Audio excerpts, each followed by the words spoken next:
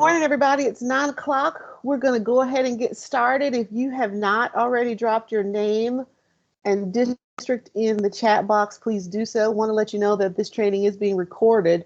We're going to try to offer it as an on-demand resource for you so that if you have questions throughout the school year, you can come back to this training and listen to it again. So just wanted to let everybody know that.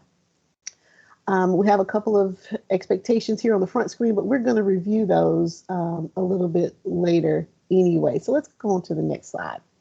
I'm joined today in this training by some awesome colleagues from the Office of Educator Effectiveness and Leadership Development. Of course, we bring you greetings on behalf of our director, Lila Toll-Monsager, who may pop in with us today to say hello. But I'm going to ask my colleagues to just do a quick round robin and tell them who you are, because some of you are new, and just to get you used to the faces here in our office. So let's start with Faye, then Vicki, then Rodney. Guys? Good morning, everyone. I am Faye Colley, and you should have heard from me. I sent you the logistics email and the link to this meeting. I am so honored to be working with this wonderful people, Dr. Hartwell, Dr. Traufler, and Rodney Evans. We all serve, many of you are ADEPT contacts, and my regional group is mostly in the upstate of South Carolina. Passing it on to our resident DJ, Rodney.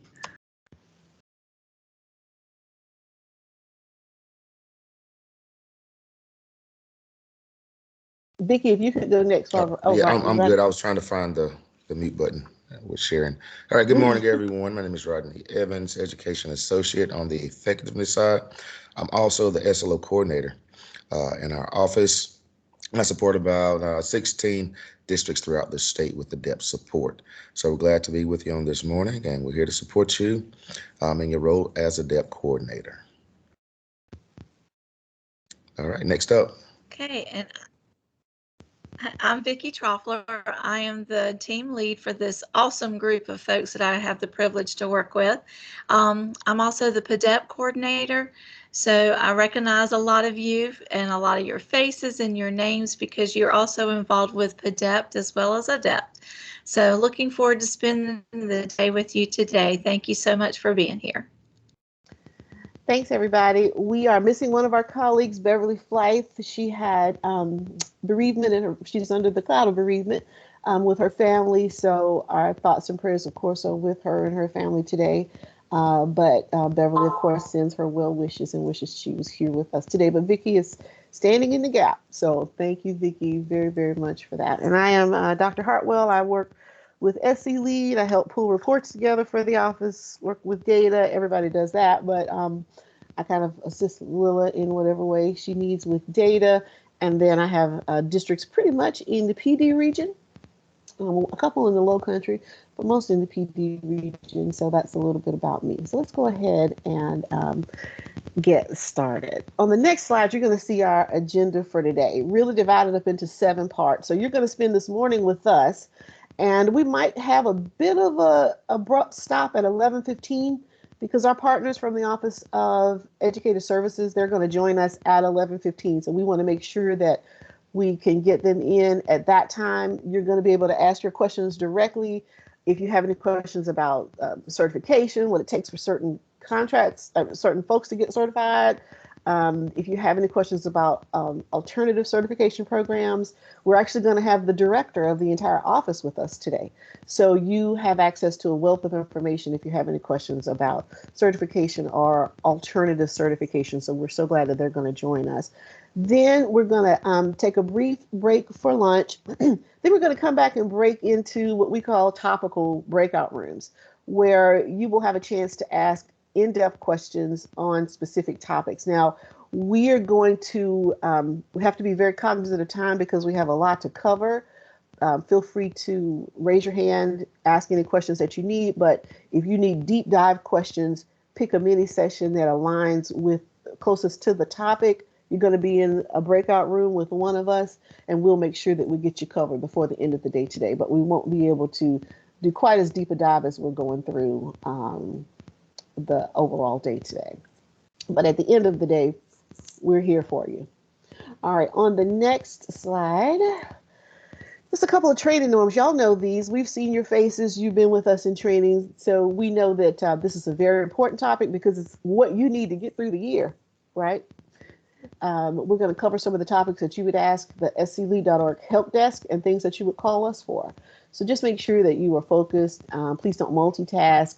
After lunch, please make sure that you're back in the room on time because we're going to begin on time. You're going to work along with us, but everything that we're doing is embedded in the training. So just make sure that you put any questions or any responses in the chat box. And we are here for you. We'd love to see your smiling faces if you feel comfortable turning on your camera. So the next slide talks about the virtual platform. You all know Teams, I'm sure, much like you know your cell phone at this point. But you've all found the chat box. I don't have to talk about the yellow arrow, but I do want to highlight the purple arrow. If you have a question as we're going through, raise your hand. And if you want to hop on the mic when we open it up for responses, please make sure that you pop on the microphone icon, which you see highlighted here with a green arrow. All right, so we're going to go ahead and jump back in. We're going to focus first on the 4 W's, the who, what, where, when, and why of ADEPT. So we'll start with the why and the what of ADEPT. Those are the documents that you have to help you remember the what's of ADEPT. We're going to discuss the roles and responsibilities. That's the who. And then finally, we're going to talk about in this section, the when, and this is the general overall calendar. The rest of the training really dives deeply into the hows of SC Lead and assigning educator contract levels and the like. So let's first, by way of introduction, we want to give you a little bit more about who we are. The Office of Educator Effectiveness has 3 functions. The first is effectiveness systems design. The teacher and principal effectiveness models and data systems provide ways for districts like you and preparation providers, those are your colleges and universities, to measure growth, create professional learning, and of course, to monitor continuous improvement. These systems are focused on growing educators and leaders so that every student can have access to effective teachers. The second is direct support. Early career educators and new principals need structured induction programs and mentoring. So our work intersects with SARA to provide that support for teachers and certified educators. Our office also facilitates the principal induction program. That is Vicky's program. So additionally, we offer training. I want to highlight our monthly office hours. Our district adept folks, we realize that we have a range of folks on the line, but our district adept folks should definitely capture the dates, and we're going to share where you can find them to our monthly office hours. And please make every effort you can to attend, because that's where we share with you what's happening.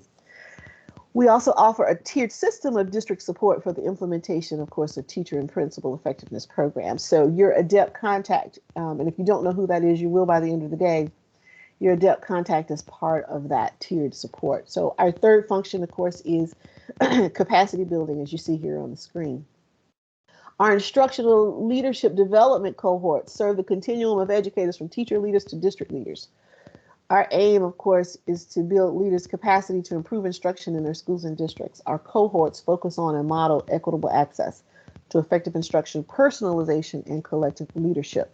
So we invite you to check out our work. And here you see our hashtags from social media, hashtag SETS rubric, hashtag collective leadership, or at PIP leaders. And some of you have been through these programs. You've been through SLEI, you've been through LEAD, you've been through PIP.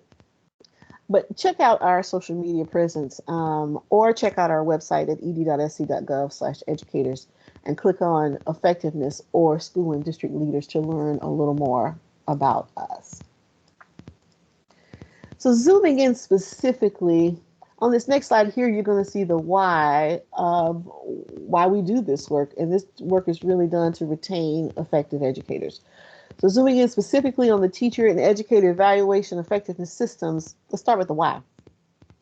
Our office, the Office of Educator Effectiveness and Leadership Development, focuses on making sure every student in South Carolina has equitable access to great teachers and leaders. The research tells us that retention lies, and y'all know this, on our leadership.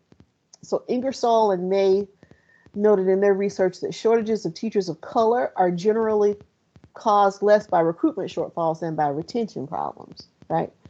So in another study, Ronfeld, Loeb, and Wyckoff noted that results demonstrate that teacher turnover has a significant and negative effect on student achievement in both math and ELA.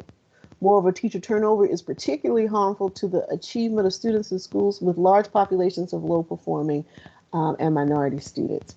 So if we believe in equitable access to effective teachers, we need to address the issues of leadership and turnover. That begins with providing the support that they need, and that's what we're here for today. So on this next slide, what do highly effective teachers want? Well, fortunately, the ADEPT effectiveness system focuses on feedback and on recognition. The New Teacher Project, and that's a national effort, finds that highly effective early career teachers want feedback, recognition, and opportunities to lead. And that sounds like me in my second, third, and fourth year in the classroom, right?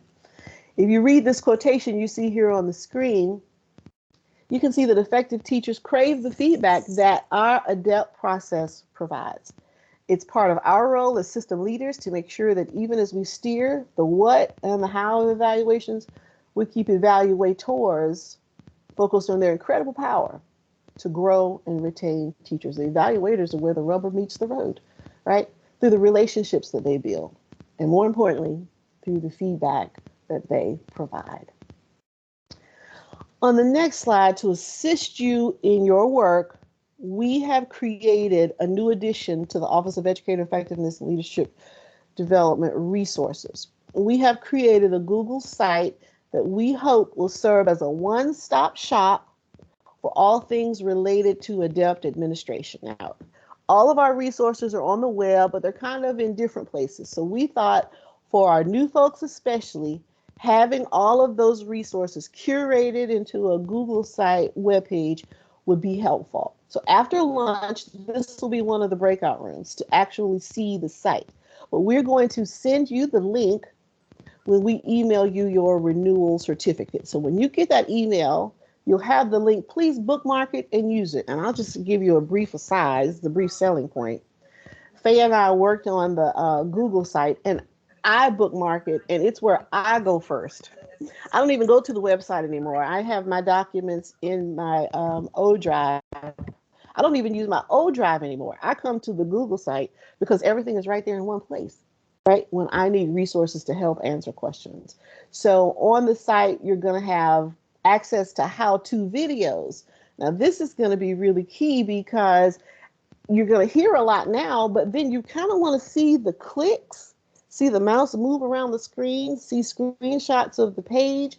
You're going to have access to resources we shared in SC Lead 101, which is the slow version of how do you work through the database management system. All of your guidance documents are going to be there. You're going to have links to all your special area resources and, of course, some help resources. So if you want to see the entire Google site, come to that breakout room. But if not, go to the breakout room you need the most. You're going to have access to the link to explore it at your leisure. So let's talk about what gives us the backup, right? What tells us we can do what we do. The what? Let's answer the what. The authority, because you will be asked, well, where did this come from? Or who says you got to come now? Or why do I have to do this? The authority for what we do, the ADEPT teacher evaluation system, flows from the documents you see listed here. All of these documents are going to be available to you. They're currently available to you on the on our webpage, on the State Department's webpage, but they're going to be available to you on the Google site. So we're not going to drop them right now. But the South Carolina statute, right? Everything that we do is baked into law. The ADEPT regulation delineates the specifics for each contract level and the rules for special cases, like experience of teachers who have their certification from out of state, teachers that have come into South Carolina on reciprocity. All of that is defined in the regulation. It also gives the South Carolina Board of Education the power to approve the guidelines. The guidelines to me are a much more expansive document that go into even more detail than the regulation. So these are kind of are stacked in the level of specificity. So the statute is broad, but it does address everything. The regulations hit all of the topic areas, some with more depth. But when you look at the guidelines and the process manual, that's where you really get into the nitty gritty. So these are kind of organized in order from top to bottom, level of specificity from top to bottom. And of course, the process manual also shares the specific requirements for teacher evaluation processes. So just want to get these terms in your head, because when you call us, we're going to say, did you check the reg? Right? Did you look in the guidelines? Did you check the process manual? Share that with the educator. Share that with your principals. So you're going to hear us reference these documents. So we want to make sure that we share these with you. So on the next slide, how do we differentiate this support? Right? These are our state requirements for ADEPT evaluations. So these are the ones you see here. If the state offers flexibility, as we did when the pandemic first happened in March of 2020, we're going to let you know, okay? We're going to let you know through office hours, which is why it's so important for you to come to those.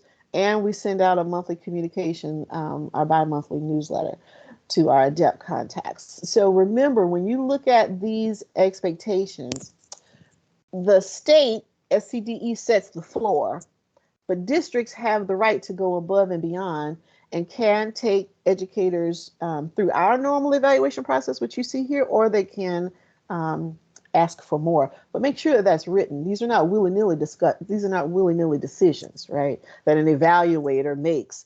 That evaluator has to follow what the district has established, but the district can establish more observations than what the state stipulates. So we set the floor, districts can go above and beyond that. So let's take a moment and talk about the who, right? The who is you, by the way, in case you didn't know. The who is involved in the ADEPT evaluation process. So as we go through these specific steps in the evaluation at SC Lead today, keep in mind that teacher evaluations are a team effort. Okay, so I'm not going to read this entire chart to you, but depending on the structure of your district level team, some of these roles may be played by the same person. So SC Lead does show different options depending on the permissions listed here. So the superintendent sees the most. The principal can see 5 years of historical data on a teacher. Evaluators can only see the year that they are executing the evaluation for a particular educator. Mentors can only see SLO resources. Educators can see their entire historical record. So SC Lead knows who they are, but if you find that SC Lead is showing folks something that they shouldn't be able to see, please let us know. One big takeaway today is that you, right now I'm gonna go back to that slide prior to, one big takeaway today is that you as the district ADEPT administrator can assign school level sclead.org administrative rights to a principal or their designee. They will have the permissions similar to you, but only for their school. So they will be able to see all years records instead of just 5 years. They will be able to edit and close or complete evaluations just as you would at the district level, but only for folks at their school. Now, for some big districts, this is almost a necessity, because if not, somebody from the district office would have to touch, let's say in Horry County, all 25,000 evaluations, right? But just be careful in who you assign this role to and that you have provided them with training, okay? Also, any mentor who's assigned administrator rights can add those mentor renewal credits, okay? That's a fine point of access in sclead.org, but any mentor that you assign administrator rights can add the mentor renewal credits that folks have to gather within that 5-year cycle. Okay, just wanted to kind of give you that differentiation there. Let's move on to the next slide. Thanks, Rodney. So here's the when. So take time to look through the calendar, and this will be available and you can read it here in the Google site. We know that timelines this year, as in last year, may have to be flexible, but this calendar kind of gives you an idea of the milestones and monitoring steps that will take you through the ADEPT process. So I want to slow down for just a second and allow you to read what you should be accomplishing right now, which are these steps from July through September. Okay, so I'm going to sit quiet for a moment and then ask if you have any questions.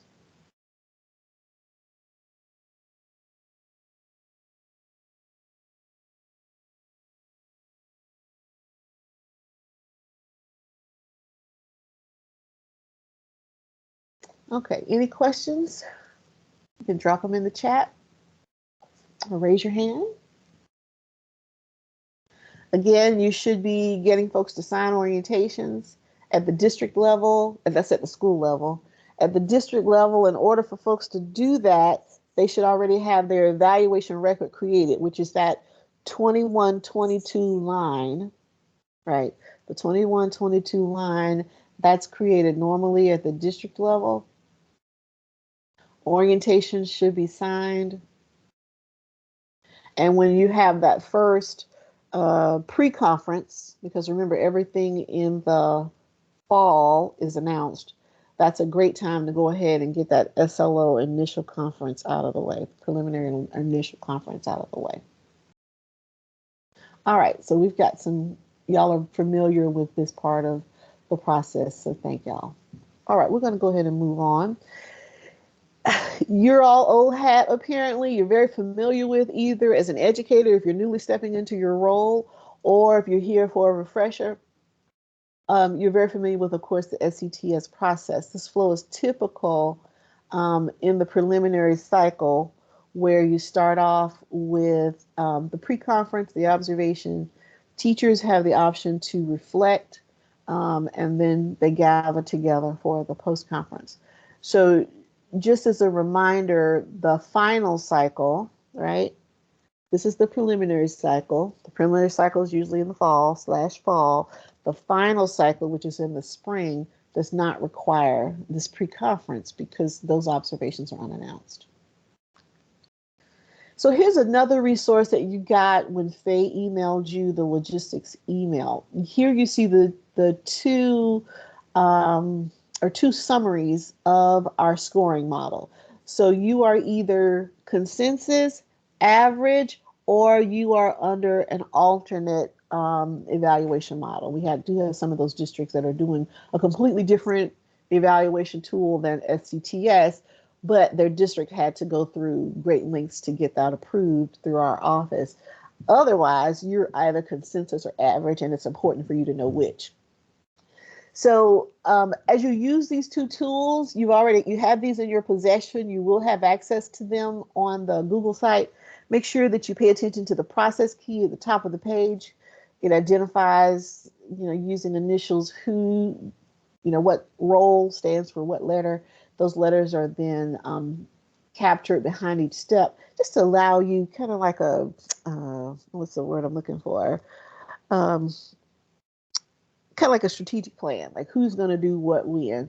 These two tools, we believe, help you do that, so that you can clearly see who's doing what during each phase, and that you at the district are ensuring that that process is being handled with fidelity. You can share these. We do have draft behind them still, because as many times as we've looked at it, we might miss a comma or a little crazy word sticking in there somewhere. So that's the only reason why it has draft on it. Otherwise, it's a pretty firm document, but you are certainly free to share these. So if you have any questions about the consensus approach or the average approach, please feel free to ask them now.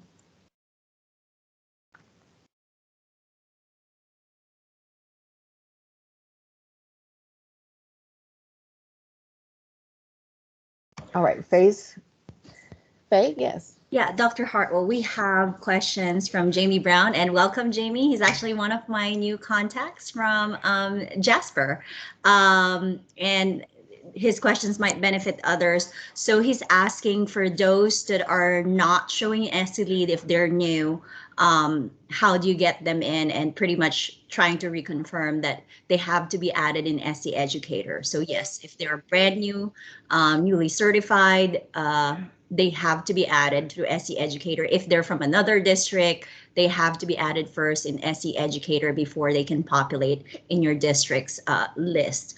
Also, I added on here that if there are cases that there are non-certified people that are assisting you in your role, then you reach out to us, your assigned effectiveness associate, so we can manually add those individuals, because even if they're in your finance role, if they don't have a CID, they're not going to pull into SE Lead. So we'll still have to manually add those individuals. But we have to contact us, and we do an internal tracking for that. The other question that he has is about SE Educator access, and this is the part where I said I have to verify, and I know OES joined us a little early, but they may have hopped out because we did ask them to join us at 11:15. But I'll bring this up again. There's two sides to the SE Educator, which Dr. Hartwell is about to get into. So the finance side, the finance department has their own contact at your district. And then for OES side, I believe that goes that request goes through Sherry, but we will bring this question back up when our friends from OES comes back on the line. And then we have a few more questions. Raisa has something.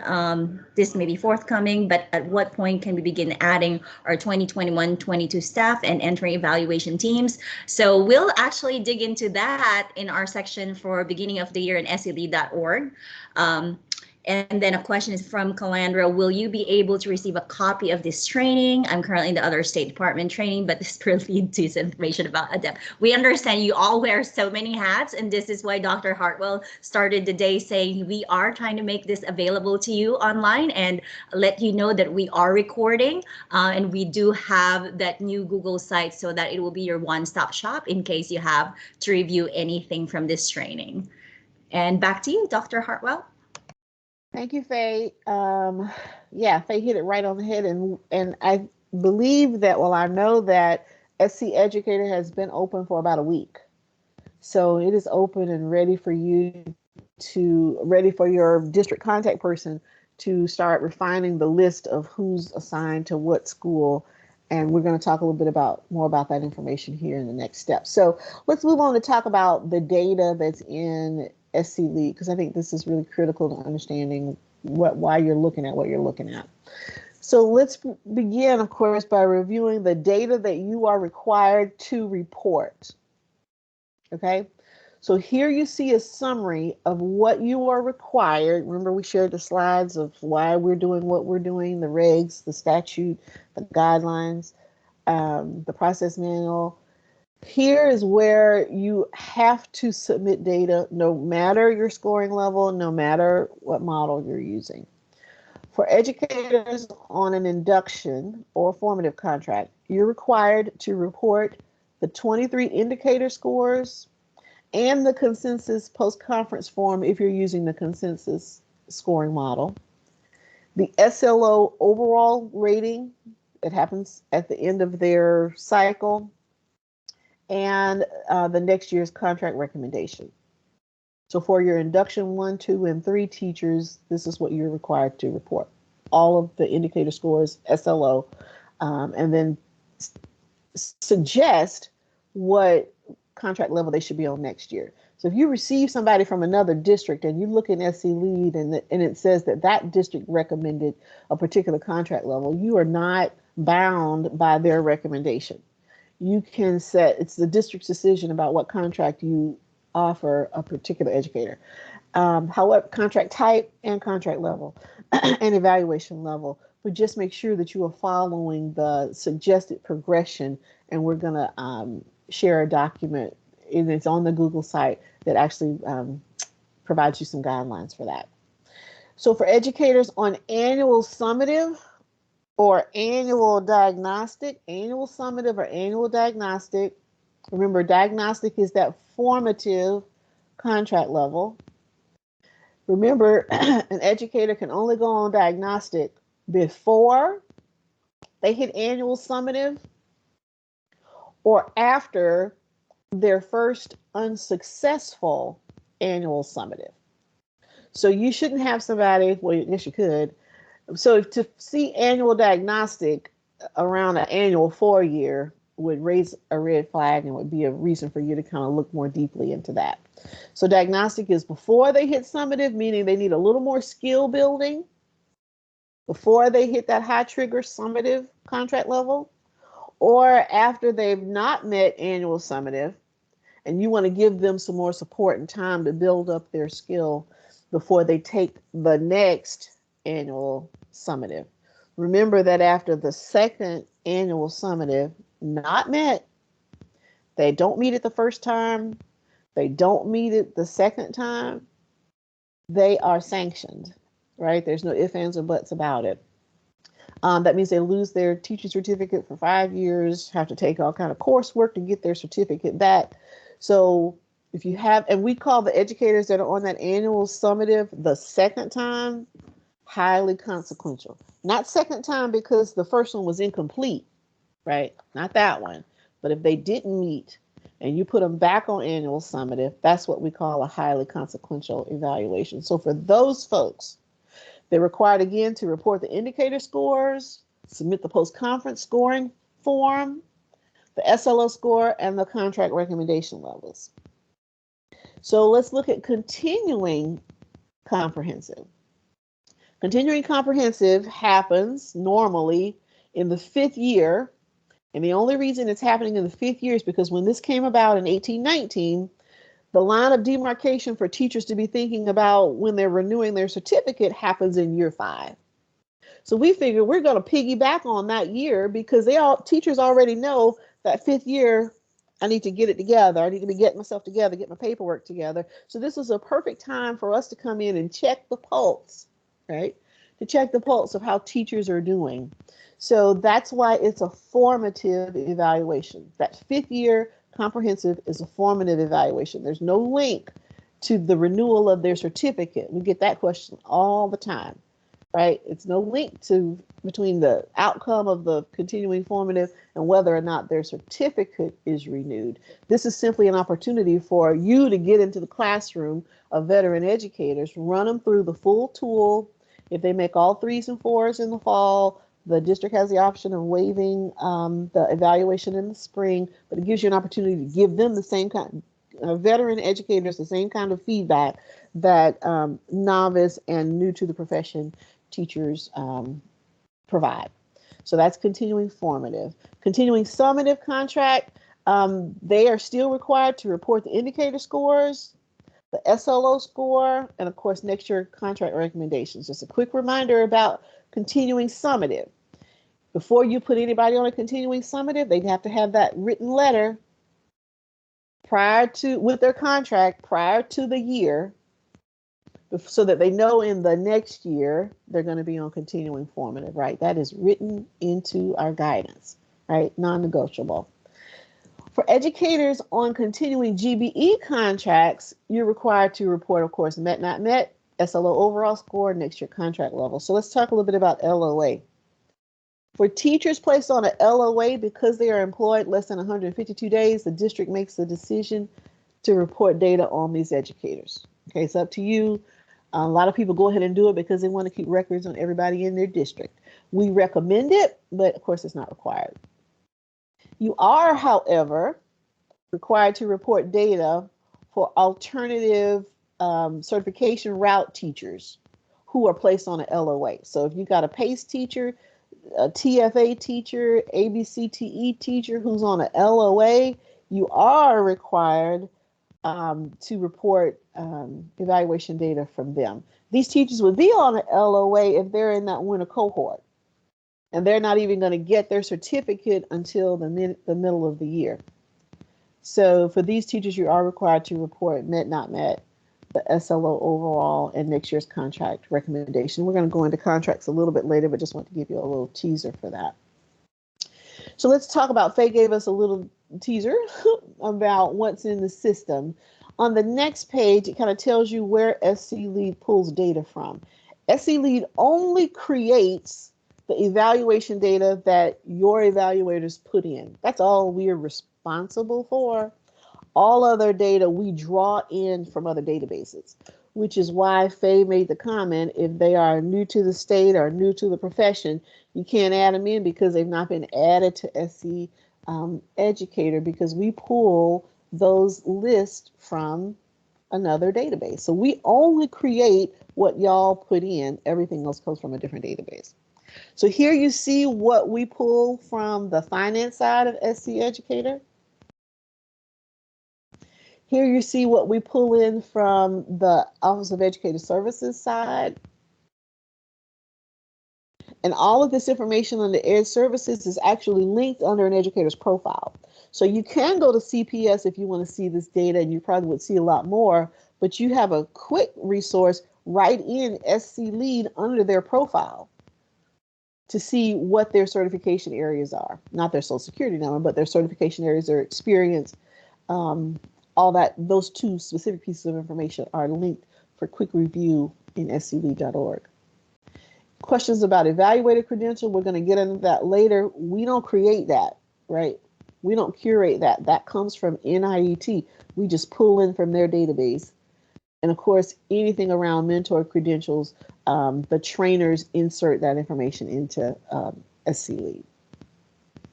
All right, just want to give you that sense of what happens, how data gets into our system. So just a quick review of how you manage. This is our overall process page. So when you click into an evaluation, this is what you see. This page only references 1 year of evaluation, provides the educator's name, CID, and the contract level assigned. And you'll see that at the top arrow. That's a great at a glance of why do these bars not match? Why do I not see the right listings on the left-hand column? Check out the contract level CID and name at the top. The left-hand menu in orange provides access to the settings page and the required forms under the navigation section for each contract level will be differentiated. The profile link at the bottom of the page, that's what I just spoke about, gives you additional information and detail on the educator's certification area, experience, and evaluation history. In the center of the page, you have that at a glance of not only the forms, but you have these bars. The bars are my favorite. The bars advance to 100% based on the completion of required forms and suggested signatures. I like the bars more than I do the bubbles, more than I do the donut that you're looking at, because there I know if I have a few signatures, all the signatures, a few forms, all the forms, based on how much of the bar is shaded. So if you see a bar at 33%, you're likely missing forms and signatures.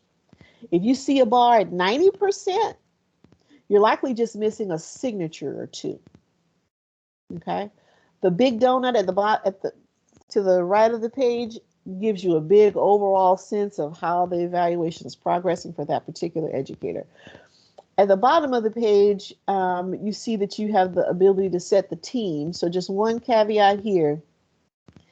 If the district sets the team, it's a hierarchy in terms of who can change the team formation.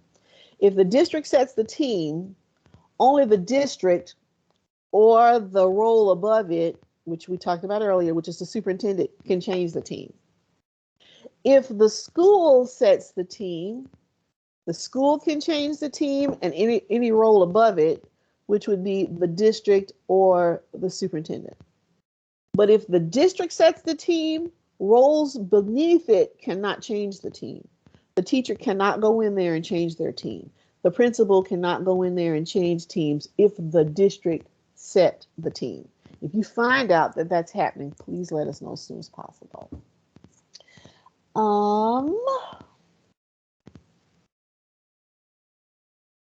I am going to drop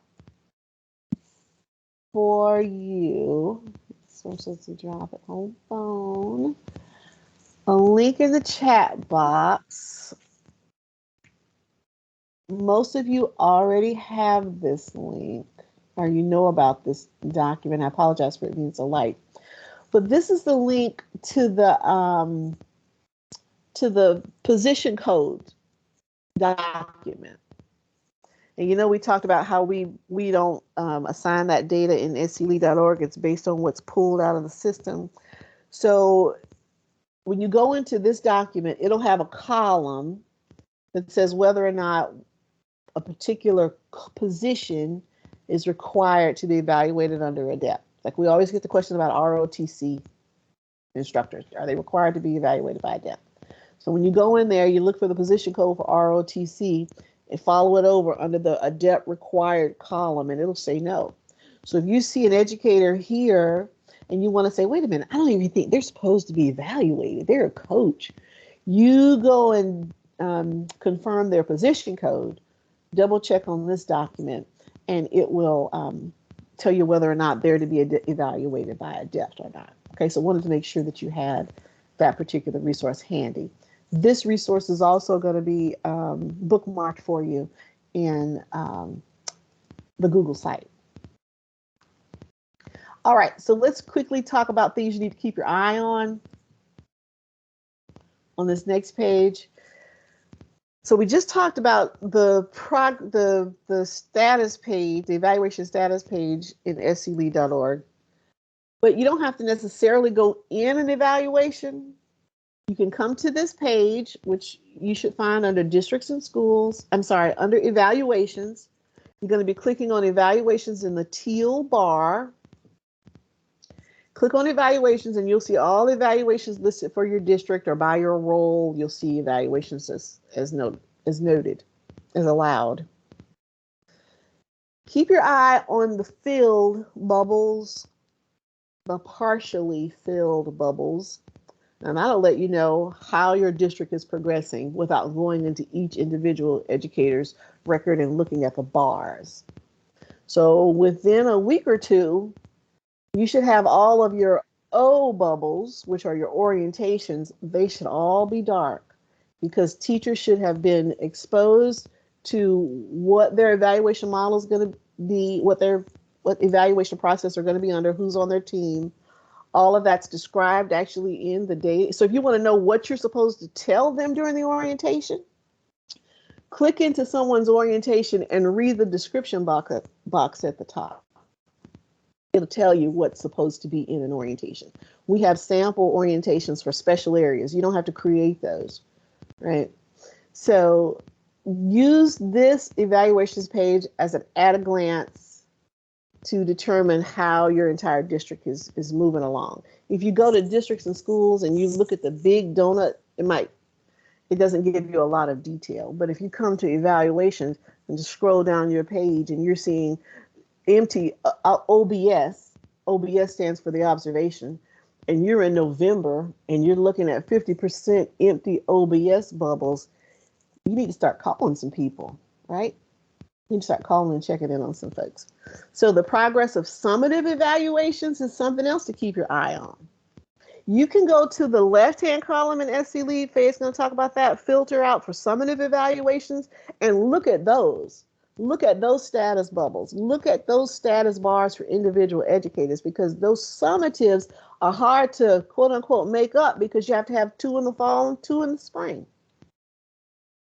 So if you get too far behind on those, you're going to find yourself in a world of hurt where you ended up giving it incomplete and it's not the educator's fault. So you want to make sure you stay on top of that. And of course, as always, stay on top of your blank bubbles.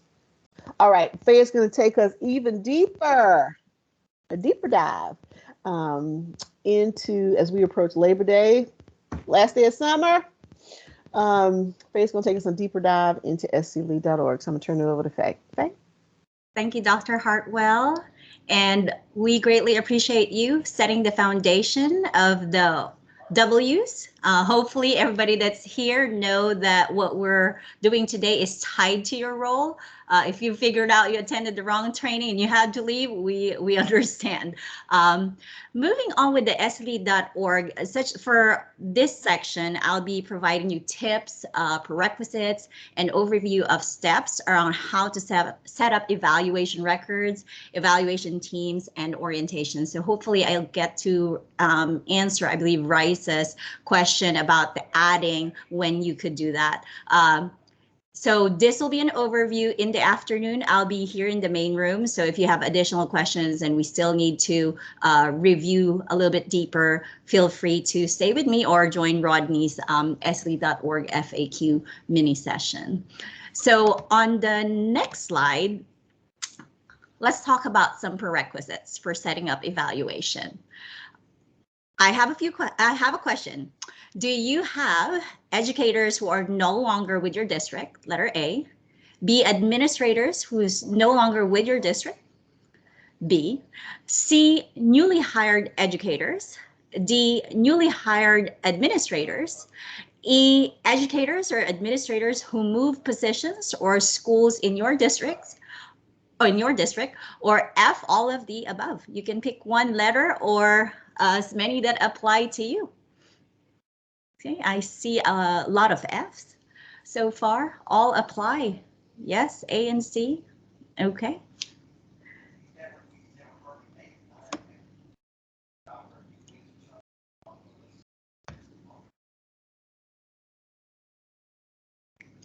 All right, I was practicing my virtual wait time. As we know, we should all be practicing that.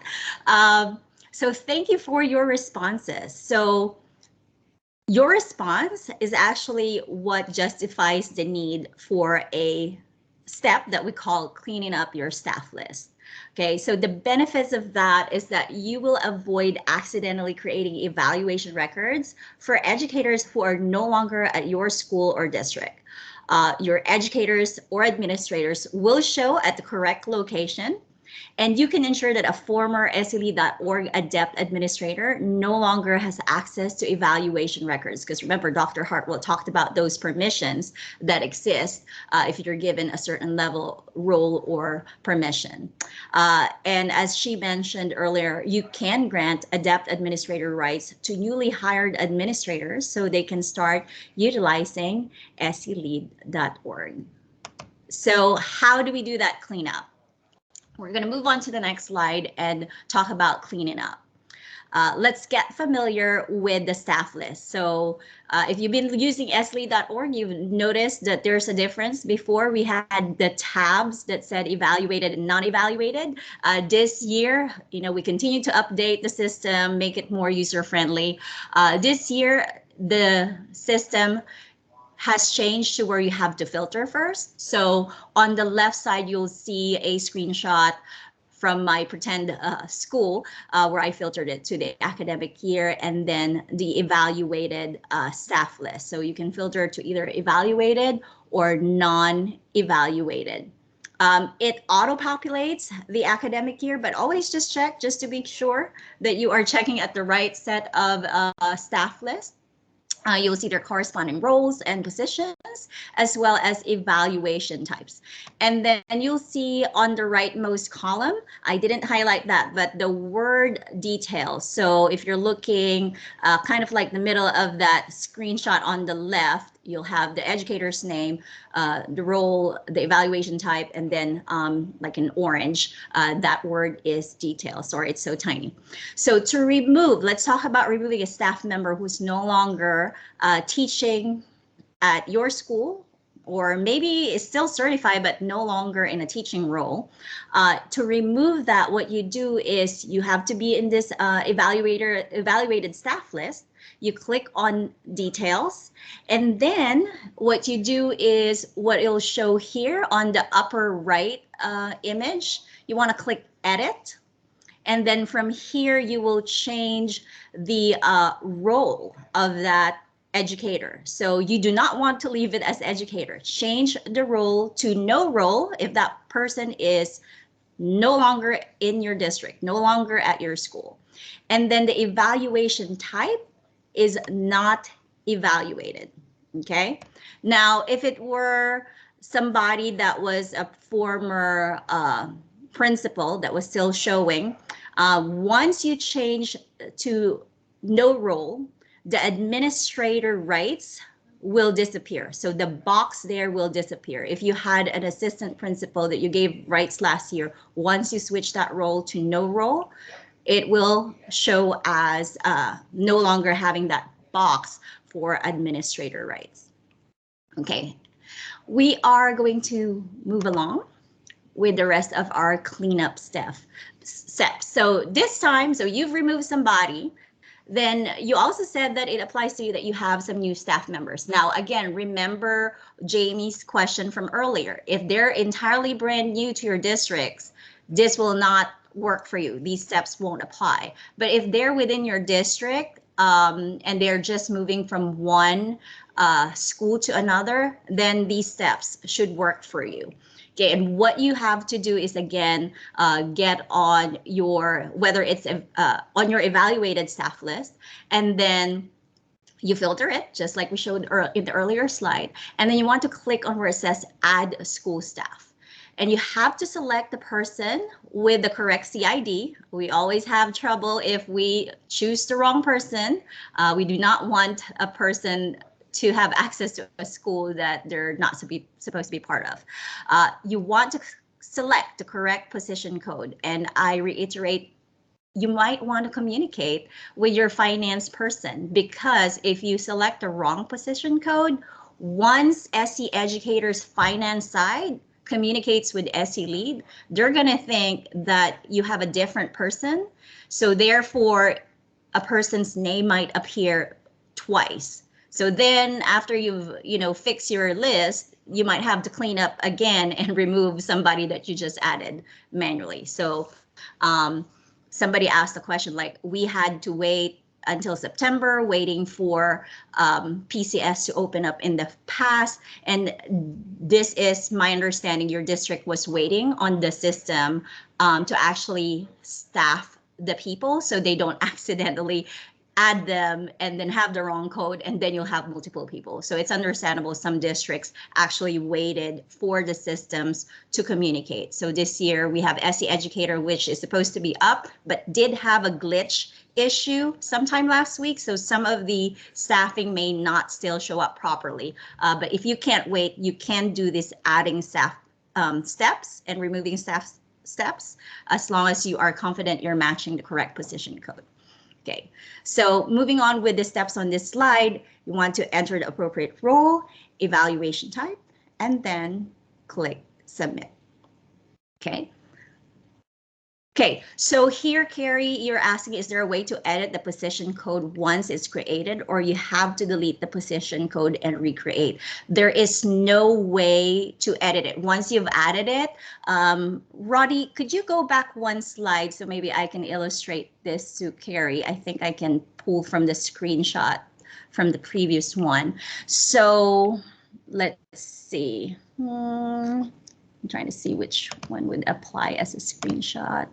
The one where it says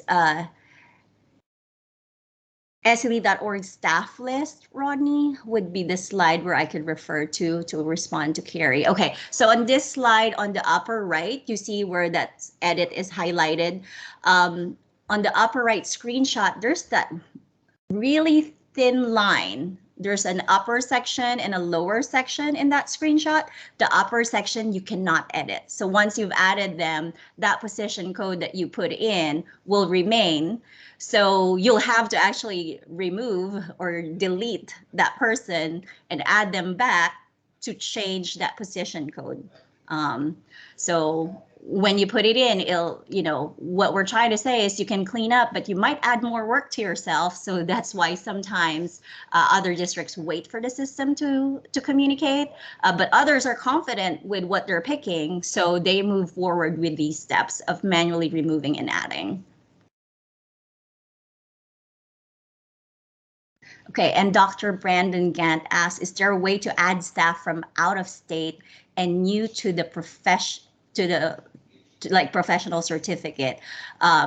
We do not have the updates from SE Educator yet. Will I have to wait for SE Educator? Unfortunately, that part is really, you would have to wait because they're not in the system at all for you to manually manipulate. So sorry, but thank you for your patience, Dr. Gant. Okay, you're very welcome. We will move back to where we were, which was on, I believe we were slide 27, and now moving to slide 28. Okay, I like to engage you guys. So question, type yes or no in the chat box if you are aware of these resources. The yearly evaluation results detail report, which is available in district level, the SCDE contract and evaluations flowchart, and the District Adept Staff Certification Renewal Report. Awesome, I see some yes.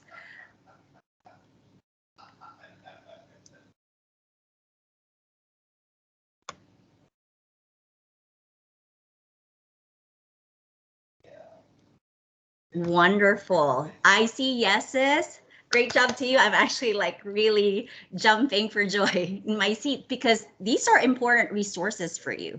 Very, very important resources for you because when you use these resources, there are benefits into looking into them. When you look at the yearly evaluation results detail report, it shows the recommendations for next year from the last evaluation. So it'll help make you aware of the reported contracts for the current academic year. Okay, so that will help you, like when you're setting up, does it make sense what I'm putting in, or did we miss somebody and probably need to send in a correction? And we'll talk about corrections later. Also, reviewing the SCDE contract and evaluations flowchart will ensure that you are making legal choices for your educators on the progression of their contract levels and evaluations. So Dr. Hartwell used the term earlier, non-negotiable. You know, let's not place somebody in a level that they're not supposed to be in, or an evaluation type that they're not supposed to be in. Okay. And Jamie, I'll send you again the resources. Will be in the Google Sites. We'll send you links as well so that you will know where to find these things. And you know, I'm your contact, so we'll have a session when you're ready. We'll schedule that so I can walk you through it. Also, reviewing the District Adept Staff Certification Renewal Report will tell you classroom-based teachers who are on their recertification year and who need to be on continuing formative evaluation. And of course, you are going to hear about special areas. We've rolled out the new evaluation tool for that. The continuing formative also applies now, but of course, with their own evaluation model. So moving on to the next slide, if you've done all that, then it'll be easier for you to move forward with creating evaluations in bulk. Okay, so you've done our suggested cleanup tips, you've reviewed your resources, you can now move on to using the bulk tools for creating evaluations. The bulk tool will generate the list of educators that have the role educator, and SLE.org expects them to have evaluation records created. So that's why we wanted you to clean up first. If somebody that's certified is no longer teaching, change that role to a no role or a staff, a school staff or district staff if they are still at the school but not doing a teaching role, because the system will want you to create an evaluation if it says educator. So the steps for creating evaluations are on the slide.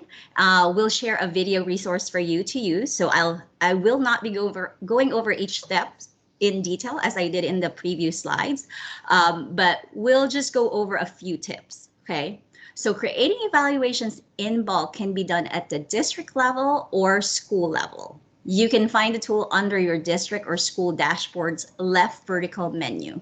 So if you are instructing your schools to create evaluations, note that the district level evaluation tool is labeled Evaluation Generator, while school level evaluation bulk tool is labeled Evaluations, as shown on the screen. So please communicate to your school administrators the right bulk tool to use if you are telling them to set this up. Make sure to scan the list of educators the bulk tool populates, rather than simply selecting all educators, to avoid creating evaluation records in error and having to delete them later. So if you did not do a cleanup, if you click the bulk tool, it will just pull all the names of the educators on the evaluated staff list for that school. And so if you just select all during that process, you will accidentally create an evaluation for someone that's not going to be in a teaching position. So that's why we want you to just glance that list rather than select all. So in a nutshell, create evaluation records for educators that are required ADEPT evaluations. When using this tool, if educators are not required ADEPT evaluations and should not appear on the bulk list, then do not select them to have an evaluation created. Thanks, Dr. Hartwell. All right, so on the next slide, we will review evaluation records using evaluation search tab. So once you created them, it's always good to check on ourselves if we created the evaluations for the people that we intend to create them for. So you want to go to the evaluations tab on the horizontal menu of your dashboard, filter to the current academic year. Okay, and then you can click the schools that you have created evaluations for, or if you're just wanting to scan by district level and have them all show up, that's also fine. So you click onto next and select the educators.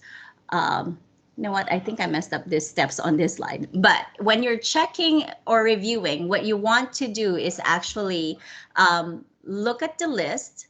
And here's a circle around here wherein it shows 3 things, right, on this row.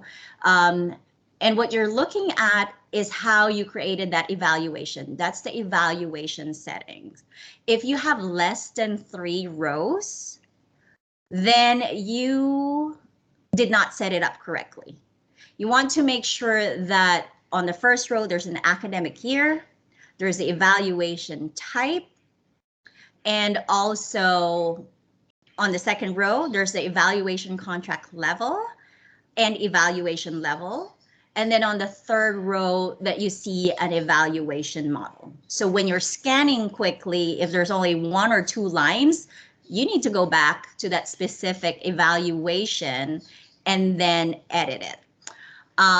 The arrow is pointing to this educator's information, where that educator is staffed at. So it shows the school where that person is. Each educator should have a home school. So if you have educators serving multiple schools, I can guide you through that later on, how to assign the home school for that educator. You're only tying the evaluation to one home school, even if that person serves multiple schools.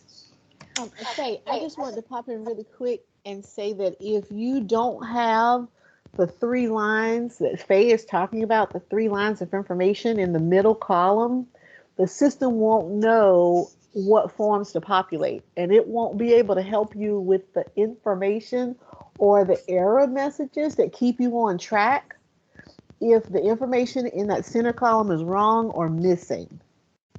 Okay, so the system has a lot of guardrails to make sure the evaluations are done with fidelity. But if this information is missing, it just takes you to the lowest level, and that won't help you, right? So this is a perfect, an additional check you should be doing now of all of your records to make sure that they have 3.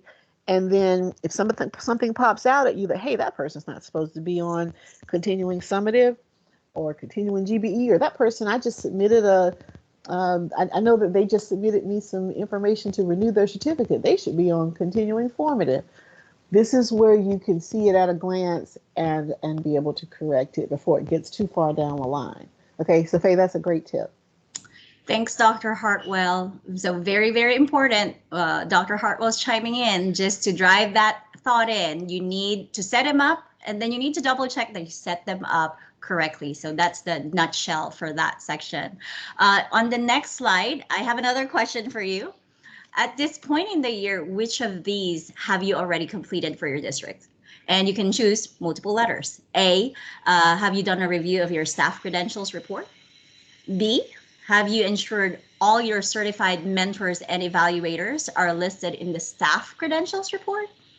C, have you reviewed the ADEPT guidelines for the number of required evaluators and or mentors by contract level and evaluation? And D, have you created a list of evaluation team assignments? This is a safe space. If you haven't done any of these, it's okay. This slide is a reminder. These are the things we need to be working on. And thank you, Dr. Gant. A, B, C, and D. Hooray. All. Dr. Adams, thank you so much, guys. Yes, and I'm seeing Amy smile, celebrating everybody's being proactive. So this is a session for new and refreshers. So thank you for knowing what to do. And again, if you haven't, this is not a slap on the wrist. This is a friendly reminder. Let's get this done so that it will help you move forward. Okay. All right, so just some quick tips when reviewing the ADEPT staff credentials report. The teacher evaluator refers to those evaluators with certified SCTS 4.0 evaluator credentials. So don't be alarmed if an evaluator or mentor appears multiple times on the report. They will appear for every credential they have and for every location they are at. So there's not an error in the system when you pull that report. And again, thank you for reviewing your staff credentials report. If you are missing evaluators or mentors on your list, please join me in the afternoon session so I can assist you in adding them in SCD.org. So now let's create your evaluation teams in bulk, okay? So the steps are on the slide, and similarly, we have a video resource for you, which we'll share later on. I want to just give a few things to note, okay? Creating evaluation teams in bulk can also be done at the district level or school level. So you can find that tool under your district or school dashboard's left vertical menu. The left vertical menu is generally sequenced chronologically from top to bottom on which steps to take. Note that you cannot create evaluation teams if you haven't created the evaluations first. Okay, so at the district level, when you want to create evaluations for all educators at all schools, you can just click next on the instructions when it pops on that page, and all the educators at your schools and districts will populate on the list. Also note that it is okay not to assign all members of the team at once when creating evaluation teams, because sometimes you may not have an evaluator credential entered in yet. So we just want to remind you that you have to remember to go back and add them, if you haven't added them in bulk. And lastly, please note that an evaluation team member added by the district level ADEPT administrator in SLE.org cannot be removed by a school level district ADEPT administrator in SLE.org. So Dr. Hartwell touched on that, and I just want to drive that again. If the district puts it in, the school level can't remove it. If the school level puts it in, the district can make the changes. So in a nutshell, please create evaluation teams to allow evaluators to enter evaluation data for the educators they are assigned to evaluate. And we highly suggest that when you set things up, do all these things so that as the year progresses, they can enter things and they don't have to do stuff on paper and then transfer them and lose, Some districts still use paper, but this is why we created SLE.org to reduce that paperwork, okay? On the next slide, just checking with you. Do you have the following? Just a yes or no. Do you have your ADEPT plan evaluation timeline? Do you have the actual dates that orientations take or have taken place for your different schools or contract levels? Just a quick yes or no. Great, Kelly. I see that very quick response. Dr. Gant, yes, lots of yeses. These two things are very important to have because when you're creating your orientations, you would need to enter that orientation date. If you're entering it for your whole district, you want to make sure that it actually reflects the date that they occurred so that you'll have transparency, okay? So we'll move on to creating orientations in bulk. Again, we'll have a video resource, so the steps are listed here. We won't go over them individually. Just a few things to remember that I want to share with you. You can use the orientations bulk tool before the evaluation team's bulk tool. But again, if you just follow it chronologically on the vertical left menu, it's kind of easier. But if you want to jump into that after creating the evaluation records, that's fine. On the lower right is a screenshot reminding you that if you don't make a selection and click search, the next page will populate a list of all educators in your district whose evaluation records are already created. So just a reminder, orientations are required and are differentiated based on contract and evaluation levels. If someone missed a scheduled orientation or the date you plan to hold it changed, the orientation date can be edited as long as the educator has not signed it yet. So if dates need to be changed after an educator has signed, then the educator needs to remove his or her signature, then sign again after the date has been changed. If you need additional support on these steps, I'll be happy to help you this afternoon.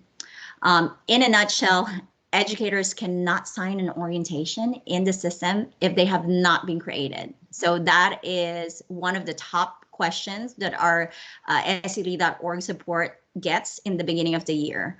Like, I cannot find where to sign. Well, it's because the orientation wasn't created. So to avoid the frustration, make sure to create these before telling your teachers, hey, sign your orientation, okay? And then also, lastly, remember, all these tools were created to help you.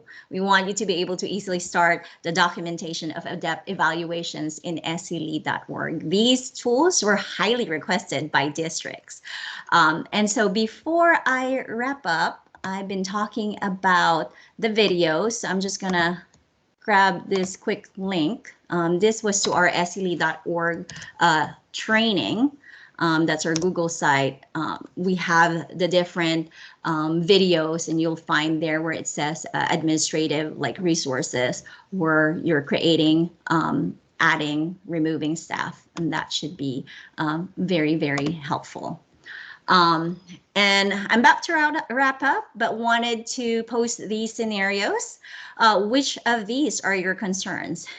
A, when I try to set up evaluation teams, several evaluators in my district are not showing up in the bulk tool process. B, I already created evaluation teams, but my evaluators have the wrong role or permissions. And C, I have several administrators, evaluators, and educators that don't know how to use SELE.org. And you can, okay, so lots. So far, we have A's, none. I'm glad Kelly is having a smooth year.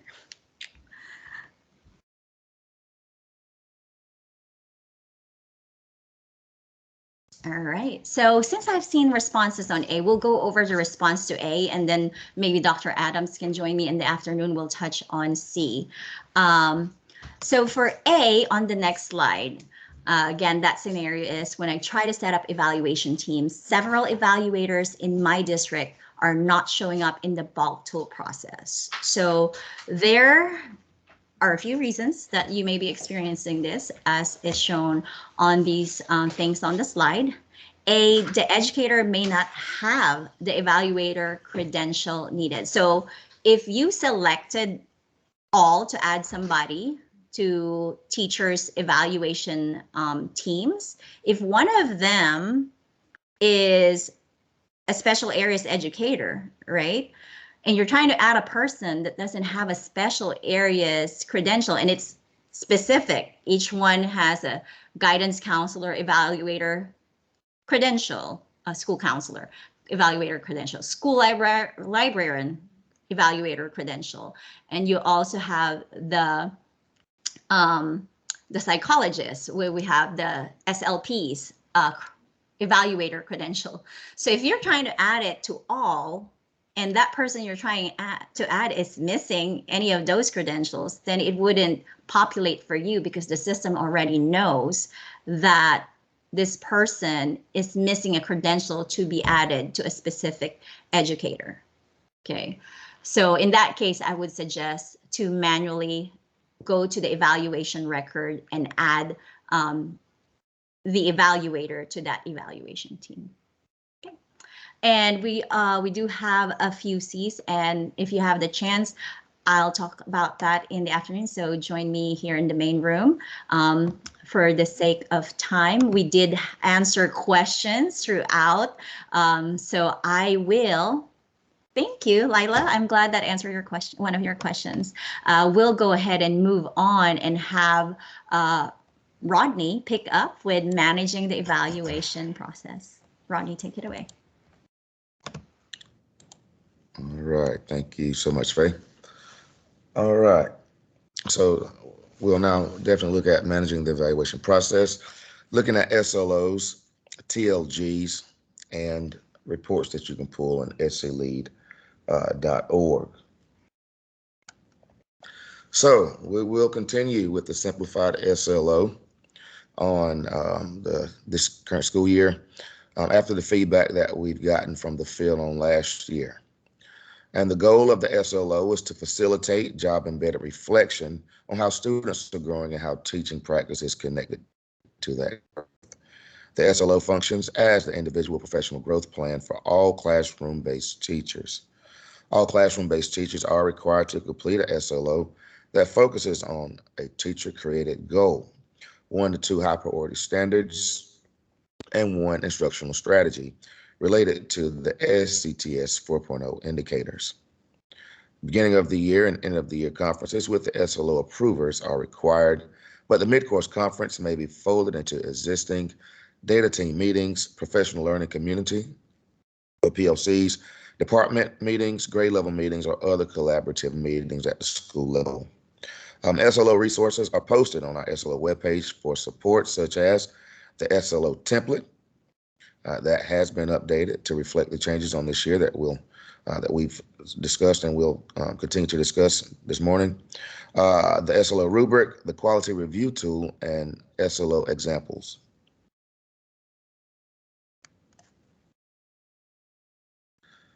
All right. So there has been an update to the SLO PGDP template for the teacher leadership goal, also known as the TLG. And this is an optional goal for educators. The TLG can be found on page 3 of the SLO PGDP template, and a link will also be provided for you. I have a link for you if we don't get it here now, because I was supposed to actually drop that link, but I'm sharing, so I won't have access to the chat. But we'll ensure that you have the link so that you can explore the teacher leadership goal and find out more information about it. It's also accessible on our SLO webpage. But what is the teacher leadership goal? What is that? It's something new this year. And again, I just want to make clear that it is optional. Well, our office got feedback from the field that teacher leaders neglect their growth as leaders when they are focused on student-centered SLO goals. And we recommend for districts and school leaders to allow teachers to substitute the TLG or the teacher leadership goal for the SLO for teachers who are seeking recognition for expertise or for coaching teachers. Districts also have the flexibility to allow educators to use the TLG as an optional PGDP goal. So why might a district consider letting some teachers set a teacher leadership goal instead of an SLO? Well, we wanted to give teachers the opportunity to grow in areas of leading other teachers and growing their expertise. Teacher types that might complete a TLG in the place of an SLO could be an interventionist, such as a math interventionist or reading interventionist, an instructional coach, a cooperating teacher, a mentor teacher, a hybrid teacher leader, and those educators working on certification or recognition that grows their expertise.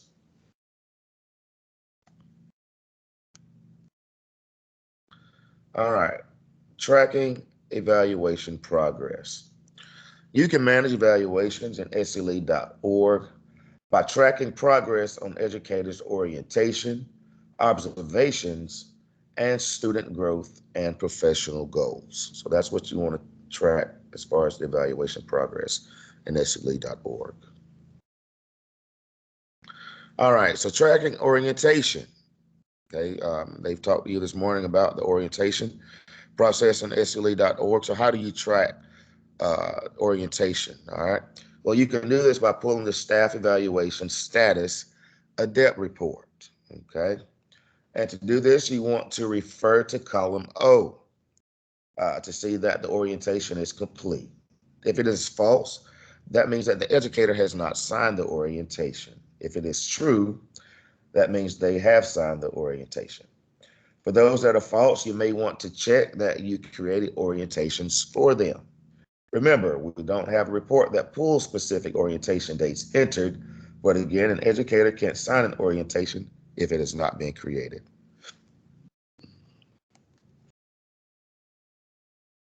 All right. So tracking the SLOs, okay, and SE lead, and how you can do that is pulling the evaluation SLOs adept report, and use this report simply again to track progress on SLOs. And you're going to refer to columns N and O for SLO ID and SLO name to note if an SLO was entered in SELead.org. You also want to refer to columns P and U to check to see if the conferences have taken place as affirmed by both the educator and the evaluator with their signatures. To use this report easily, filter column J, the evaluation model, to show only expanded adept SCTS. Note that you can only utilize this report to track SLOs if you've asked educators to either enter the SLO completely in SLE.org or digitally sign the SLO form, or if you've instructed your educators to at least activate the SLO form by entering the purpose and type in the SLO in the SLE.org digital SLO form. This report is available at the district and school level. We give districts the flexibility to either store SLOs in SLE or not.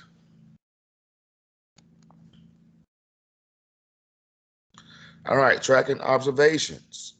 And this is how you'll do this in SELead.org by pulling the staff evaluation observations adept report. Well, this report here is available at both the district and school level.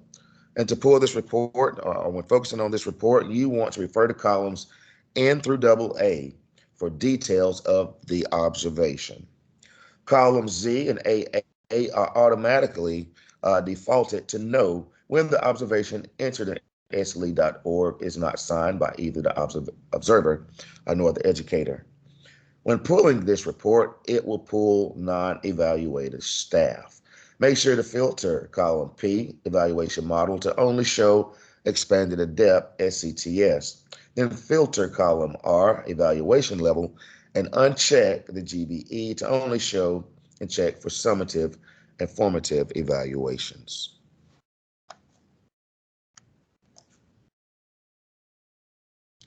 All right, so understanding the bubbles using the evaluations tab, and the evaluations tab is 4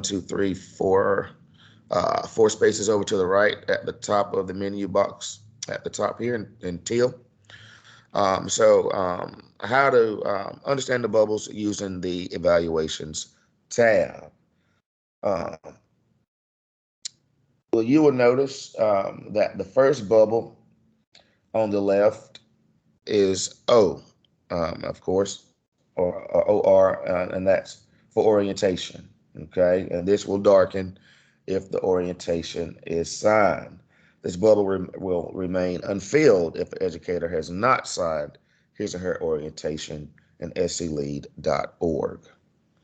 We're going to focus on one line here. Let's look at the second from the bottom, the teacher 1 elementary there. And we're going to focus on that second bubble after the orientation bubble, the SG bubble. If the SG bubble is half filled, that means that something has been entered and signed by the educator and the evaluator. But the SG bubble will completely fill if all the SLO conferences have been signed by both the educator and evaluator, or if the professional goal, preliminary, and final review have been signed by both the evaluator and the educator. The student growth bubble will remain unfilled if the educator and evaluator have not entered anything under this section. Okay. You will notice for those that require observations for their observations, the third bubble from the left, and that's on any row, pretty much, except for the last column. It's actually the second from the left. The OBS, that's for observation. So that's labeled for observation. If it is partially filled or darkened, some observations have been entered and completed. If all required observations have been entered and completed for both the preliminary and final evaluation cycles, including consensus meetings for those on consensus, the bubble will be fully filled and darkened. Okay, and that's for the observation section. All right, so that's understanding the bubbles using the evaluations tab. All right, now we'll look at managing evaluations in a nutshell. Okay, and these are just notes for you to have or to keep in mind for the full evaluation cycle. Okay, it's preliminary and final cycle. Understand that our department, the South Carolina Department of Education, sets the floor for the number of evaluators and observation requirements, but you all at the district level can certainly go above and beyond. The goal is to support teacher growth by utilizing professional learning. Okay, utilize the reports that are available to you. Utilize the evaluation tab that I just demonstrated for you to check on the evaluation progress for the full cycle. Also, setting up your evaluations in SCLE.org produces the induction count for your district, and you'll hear more about that and the timeliness of that count from one of my colleagues later on today. Also refer to the SCLE.org workflow for either average or consensus approach, and I believe Julie shared that, or Dr. Hartwell shared that with you on this morning. So these are just some notes for you to keep in mind and have handily for the full evaluation cycle. So at this time, we'll take any questions that you may have. Any questions that you may have. And also feel free to pose any questions in the chat box. Colleagues, if you see any questions, we can address those at this time. Rodney, I think we're good with questions so far. I think our friends are digesting the information. All right. So we're going to continue to move along. All right, we're going to take a break here. We want to keep pushing. Friday, I think for the sake of time, we're going to let folks take bio breaks, as they call them, as they need. If y'all need to step away, shut your camera off, keep your microphone on so you can hear. But we're going to keep rolling. We do want to give them a bit of a mental break. And I just want you to enter into the chat box. We're going to take 2 minutes to do this. Enter into the chat box. What was new learning for you today? What did you learn today that you didn't know prior to coming into this training? Just really quickly. We're going to take just 2 minutes. Doesn't have to be long. If it's just a topic, just enter in the chat box. What was new learning for you today? 2 quick minutes, and then we're going to dive back in. Right. Teacher leadership goal. What was new learning for you today?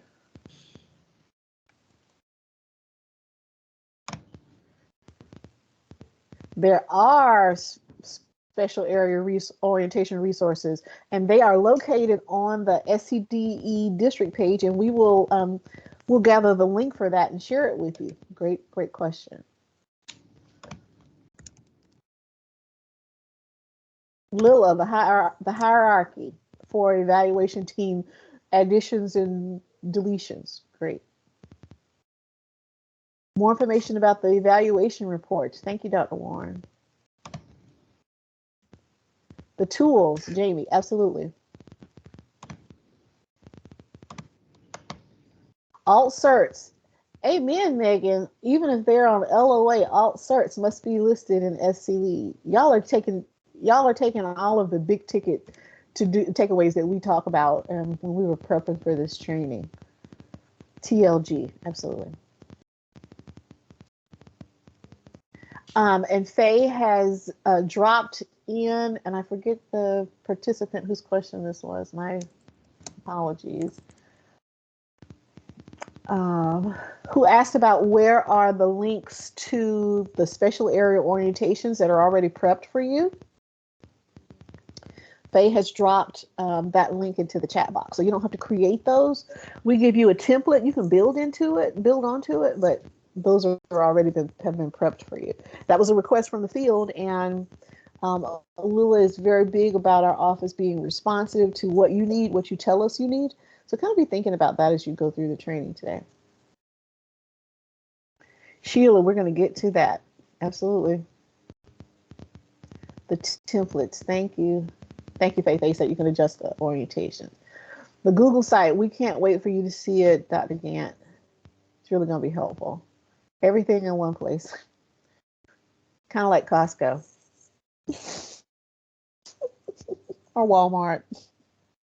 Or the Super Dollar Tree. Have y'all ever seen that now? They have like a Super Dollar Tree where now they have another section of everything's available in the Dollar Tree. But okay, so thanks everybody. Let's go ahead and keep it moving. All right. Thanks, Rodney. You pick it back up. All right. Everyone, we'll look now at sclead.org. Overview of ending the school year and some reminders. I know it's the start of the school year, but we feel that it's appropriate to share with you at this training how to end the school year in sclead.org. All right.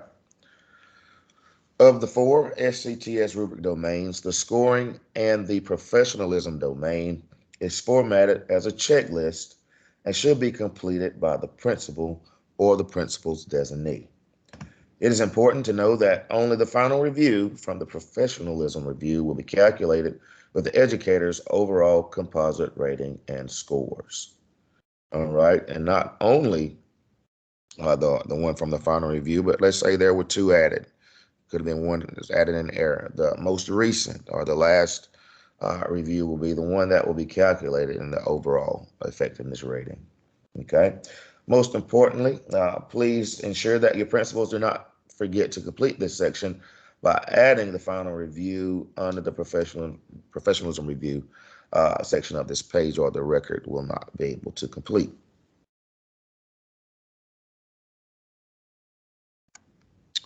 All righty, so now let us look at the results page.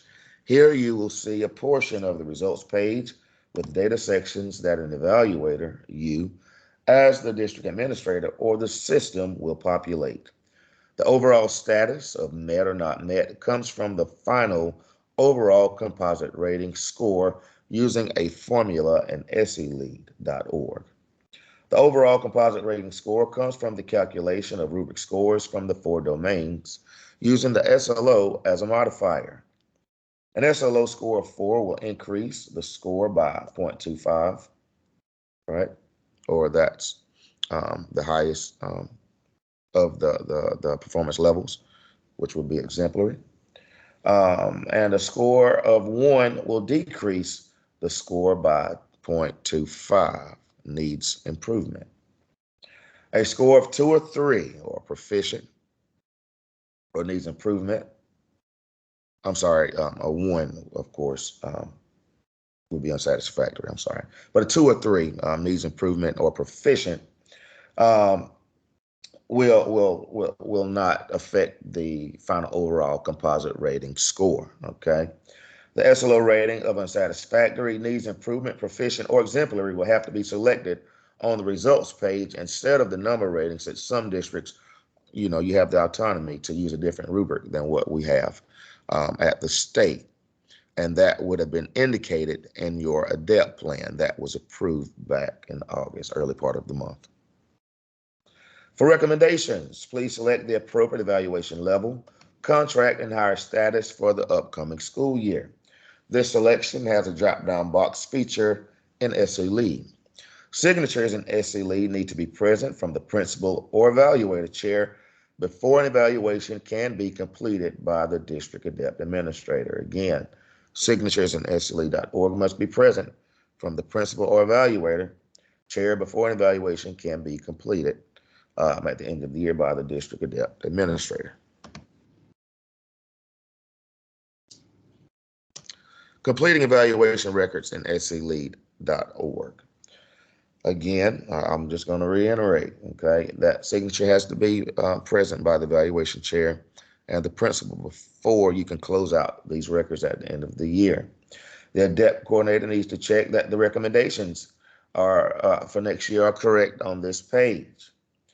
Once all evaluation data has been properly recorded and all signatures have been applied and the recommendations for next year are correct, the district staff can finally complete the evaluation by selecting the Evaluation Complete tab and clicking Submit like you see here on the screen. Something I just want to bring to your attention that districts don't always know as far as the recommendations for next year. The recommendations, let's say you've hired an educator from another district and the recommendation was for them to be on a certain contract level and evaluation level. You do not have to put those educators on the recommendation from the other district. The educators just need to be on an evaluation level and a contract level that they are eligible for. So you do have that flexibility. Hey, Rodney, I also wanted to point out on this slide, the superintendent signed this particular sample, but your superintendent does not have to sign all of your evaluation records. This superintendent signature would be yours, the district admin, unless the superintendent was serving in a dual capacity. But don't take away here that the superintendent has to sign all records. Okay, this was just for demonstration purposes. Right. And there are, in smaller districts, there are superintendents or assistant superintendents who does serve in that role. But thank you, Julie, for clarifying that. All right, auto completion at sclead.org. The auto completion process will complete all eligible open evaluations for the current academic year for classroom-based teachers, school counselors, librarians, and speech language professionals who are on a GBE evaluation with a continuing contract.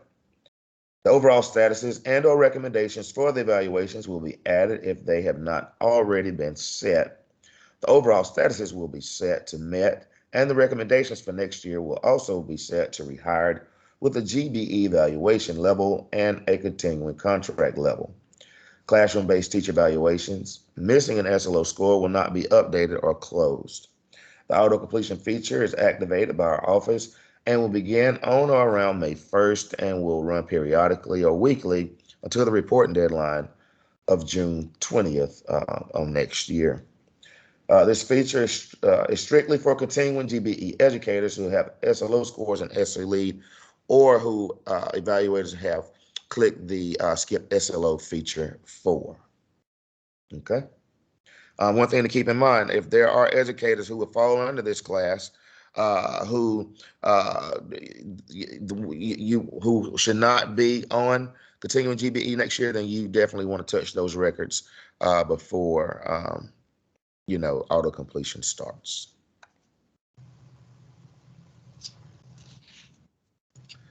All right, so we'll wrap up with handling special cases when closing an evaluation record, and you will have some special cases. So we'll just talk about how to handle these particular cases.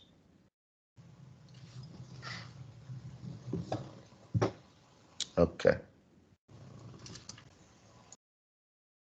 All right. So another special case that you may encounter is handling an evaluation that was created in error. While we suggest that you carefully create evaluations in sclead.org, you may have several created for educators that are hired but don't show up, or circumstances change before you can begin the evaluation process. In this case, you have two options.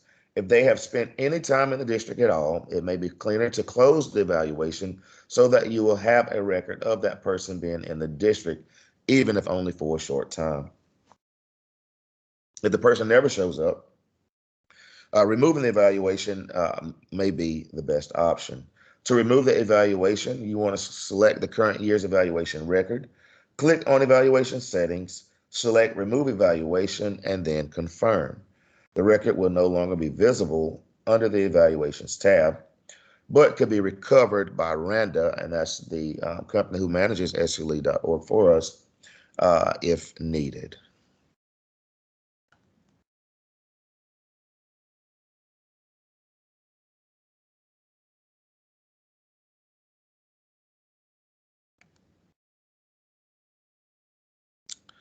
All right, so that'll pretty much wrap up those slides. And we have a place here for questions, but I don't know if we want to take questions here, team, or we want to keep moving to our special areas. If you can drop any questions you have in the chat, we'll pause for a moment and let Vicki get prepped up.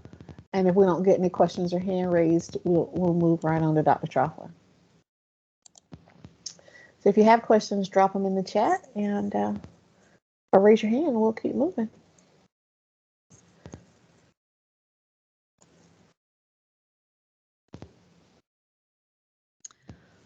All right, thank you so much. So I'm going to be giving you an overview of the special areas evaluation revisions. If you have any questions during the presentation, you can type them in the chat box and Dr. Hartwell and the other folks will be able to answer them. Or if you still have questions after I finish the presentation, then you're welcome to join me for the breakout session later today. Just as a reminder, until this year, ADEPT for 2006 had been that portfolio-based process for school counselors, school librarians, and speech-language therapists and pathologists. But since then, as you know, the national standards for librarians, school counselors, and speech-language professionals have changed, as has the teacher evaluation in South Carolina and across the country. So our office has heard from advocates for school counselors, school librarians, and speech language therapists and pathologists that change is needed. But we also wanted to make sure that our school districts and schools and evaluators had lived through and had processed the beginning of the implementation of the new teacher evaluation system first, before addressing these changes for evaluations for our support professionals.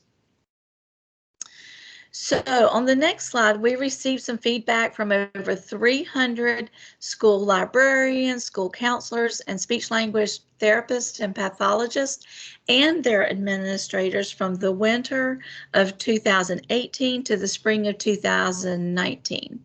And here you can see the overwhelming feedback that included, it's been a long time since the evaluations were updated and our changes needed.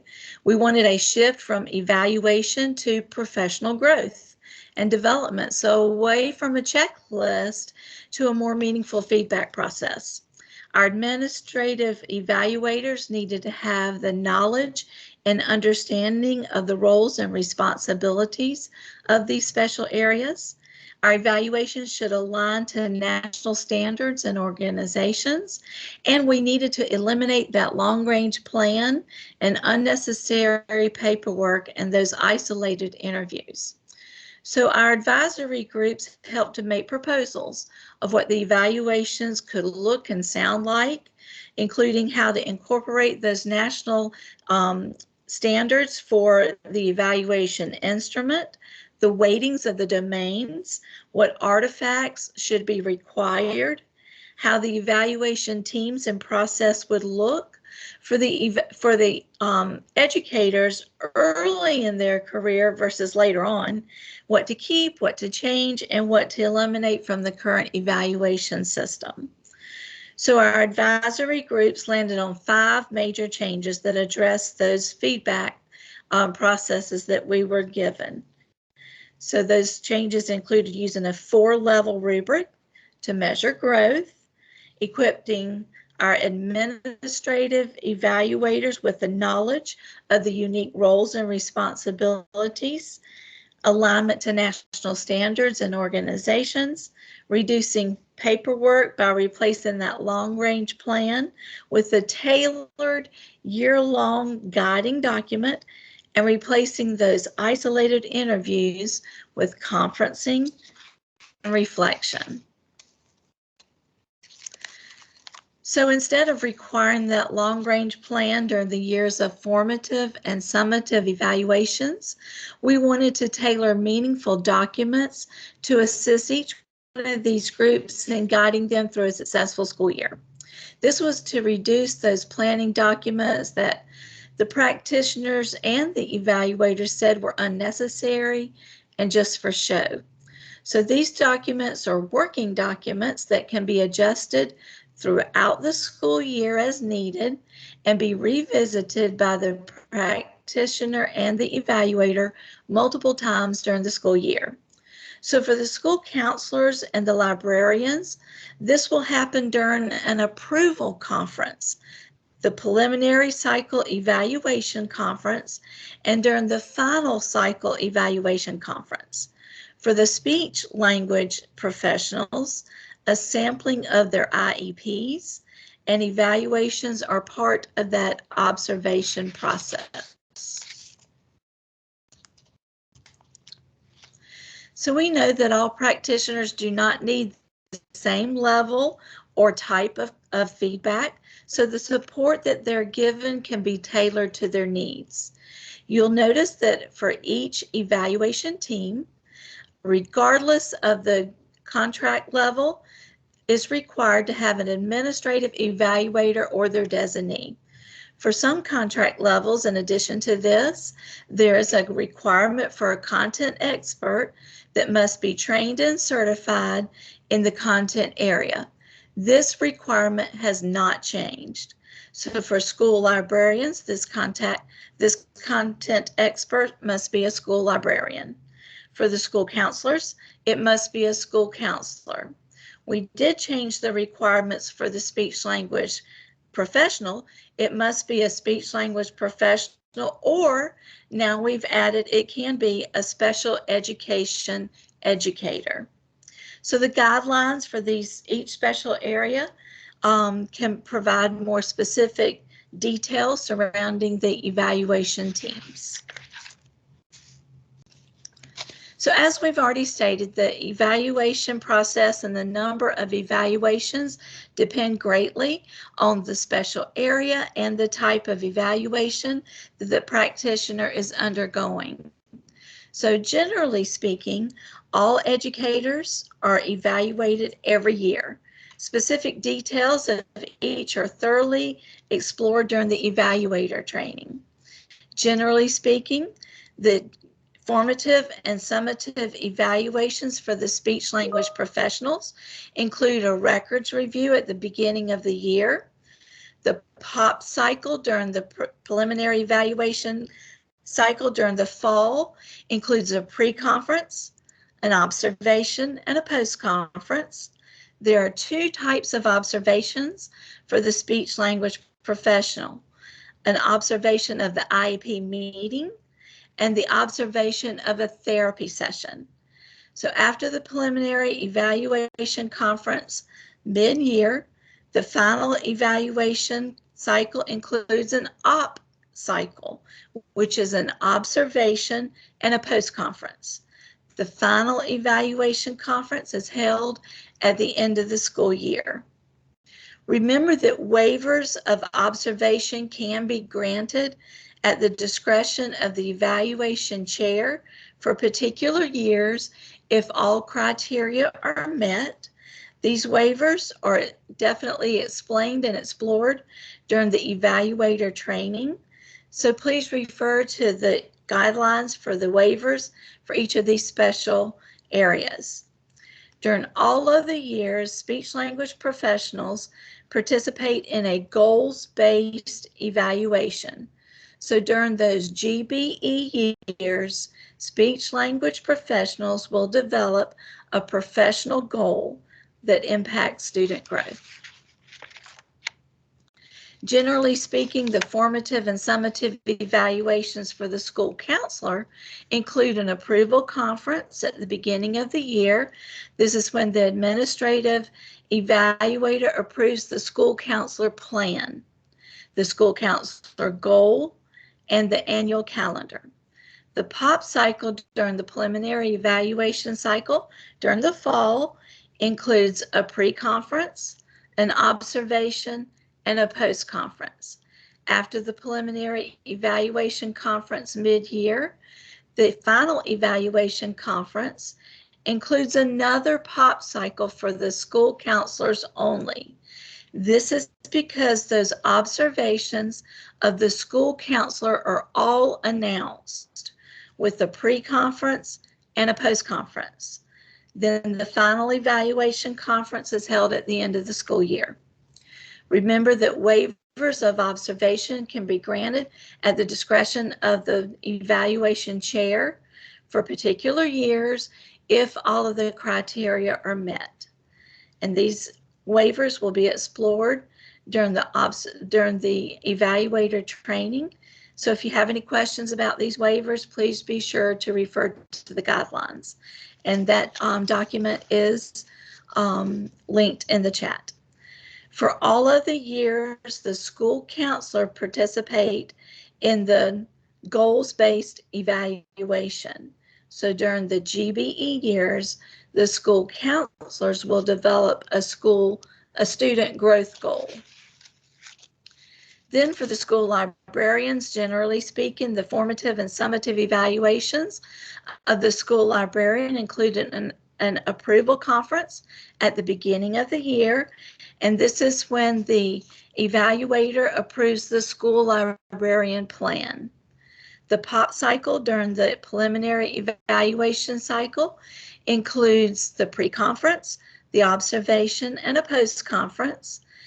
After the preliminary evaluation conference mid-year, the evaluation conference and the final cycle includes the OP cycle, which is the observation and the post-conference. So the final evaluation conference is held at the end of the school year.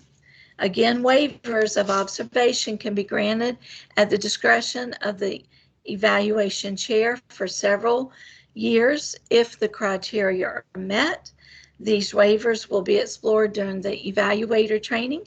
Again, please refer to the guidelines that are dropped in the chat for those specific waivers.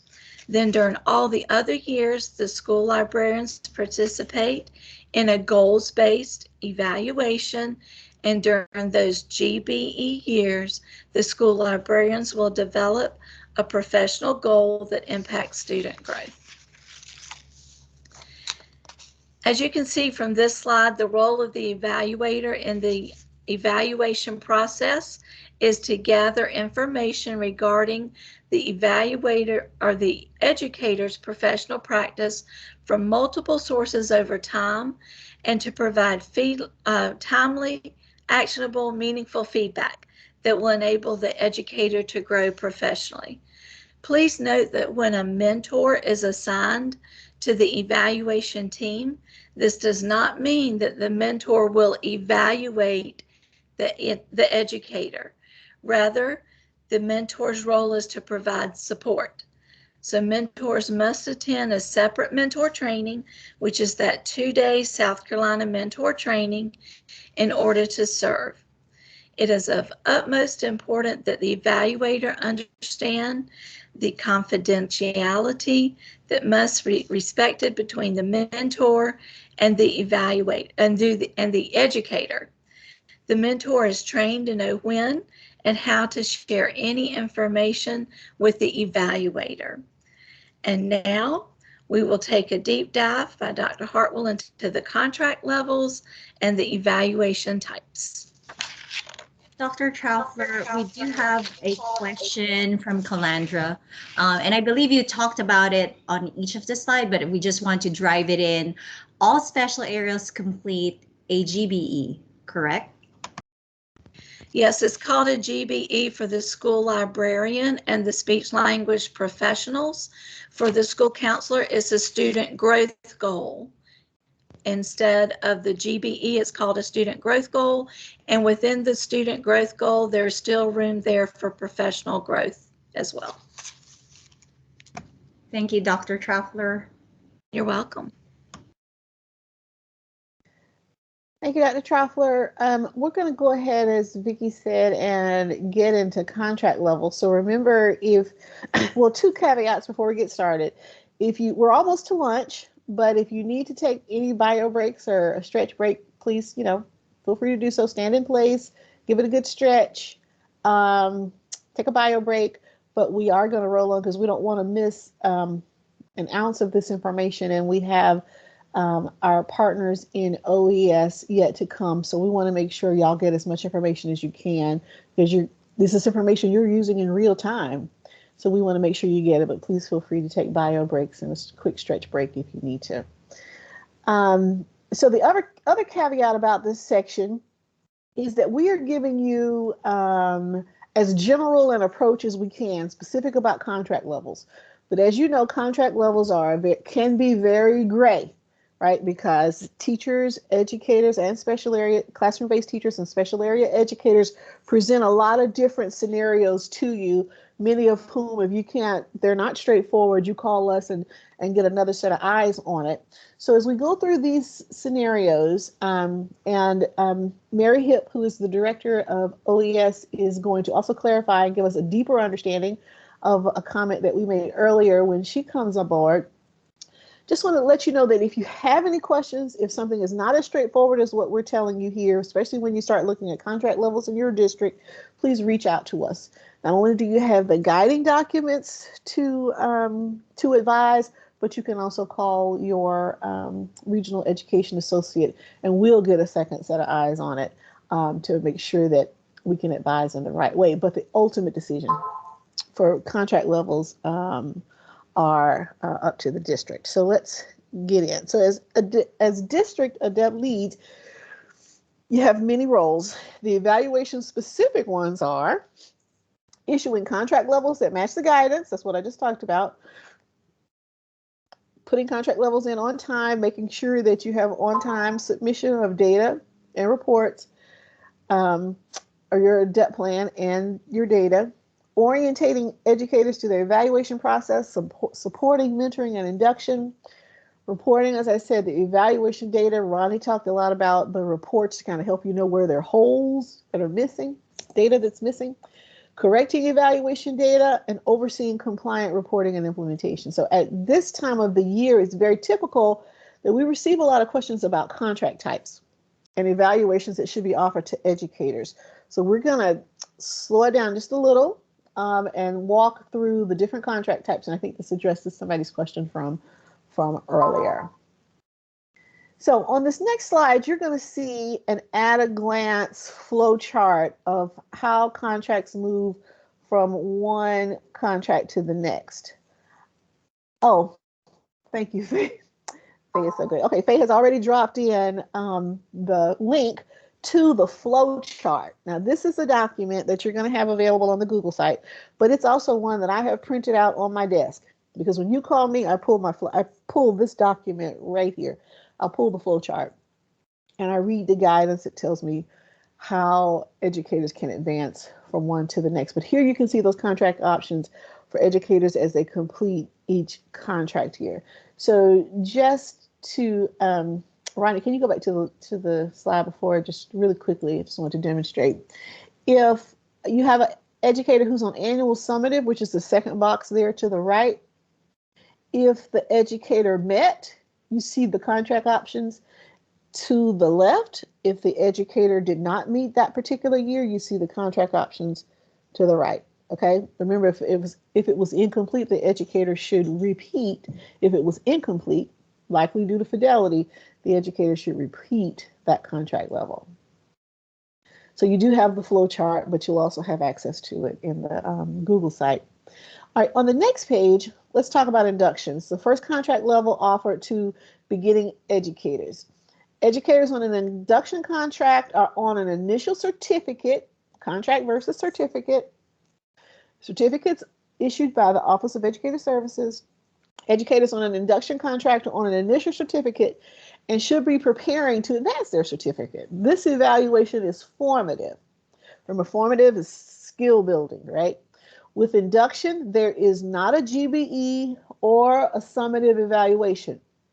There is, however, differentiated support at the induction level.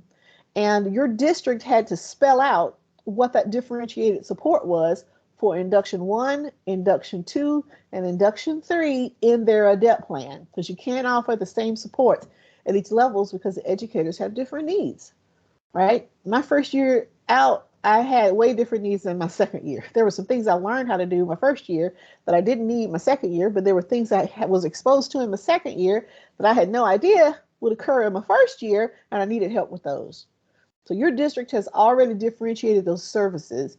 If you are not the one who approved the ADEPT plan, please ask to see the ADEPT plan if you have anything to do with executing that induction and mentoring program.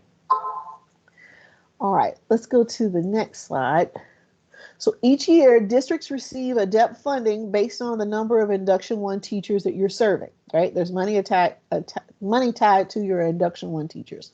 So the induction count will be determined using the information reported in SC Lead. So even if you're an import district, okay, I don't know if you've heard that word yet, but I think you have, meaning you are not using SC Lead to manage your process. We've got a couple of districts on the line that are doing that. You are not using SC Lead. You might be using Classroom Mosaic or some other software to manage the process, and then you are importing your data at the specified benchmarks throughout the year. We'll let you know when those are, one of which, the earliest of which, is for this induction count. So regardless of if you're import or you're using SC Lead to manage, you're gonna have to enter your induction teachers, right?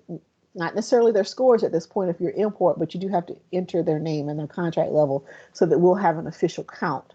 All Induction 1 contract and evaluation levels should be reported either directly in SC Lead, as I said, or uploaded. This information must be input prior to February 1st. Now, we don't start February 1st. We actually give you several deadlines before that so that we have all of the information by February 1st, okay? So make sure that you are looking out for that email from Dr. Kim Howard. She is our induction and mentoring lead. Make sure that you are looking out for an email from her early January, sometimes late December, maybe in a newsletter till you get ready.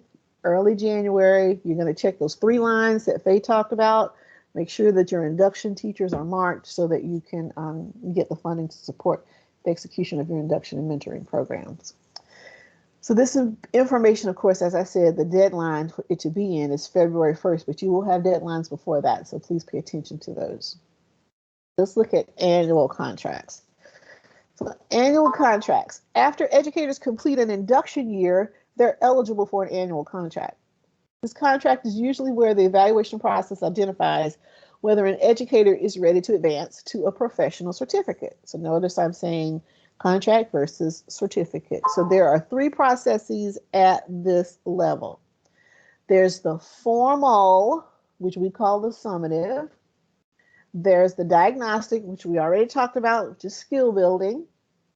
This is my muscles here. And we have the goals-based evaluation,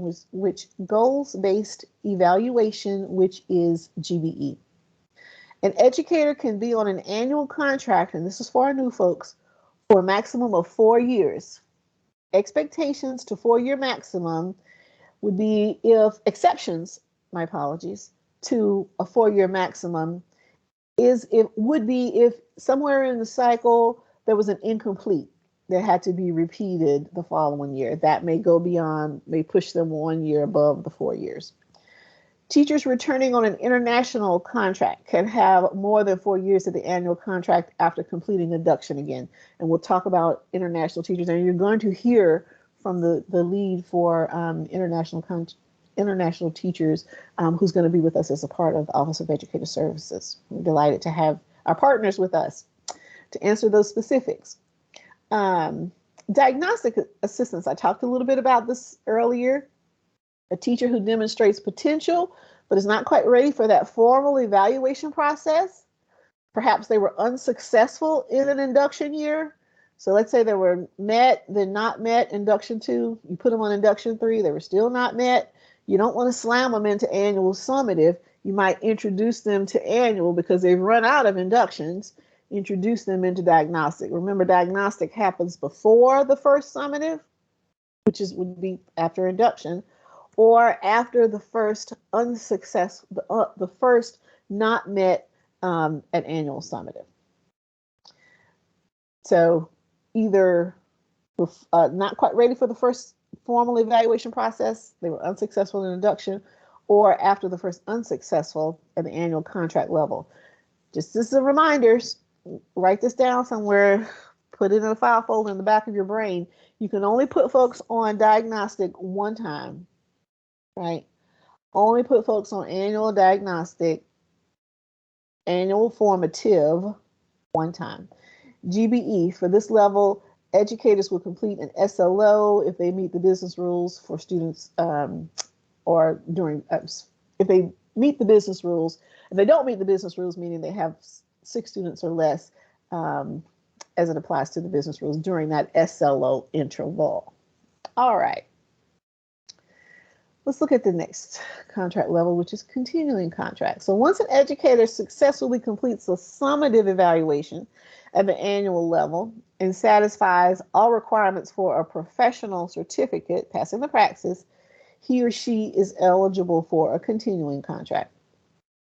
So with summative, continuing summative, you remember I told you earlier that if you're going to put a continuing contract teacher on a summative evaluation, you have to include a letter with their contract the prior year so that they know when they return that continuing contract educator is going to be on continuing summative. So that notification has to be in that letter. And again, this is in that guidance that we showed you earlier. We're going to provide you with links on the Google Sites. It has to include the reasons for recommending that formal evaluation to this continuing contract educator. What the evaluation process would look like has to be summarized, and of course the evaluation timelines.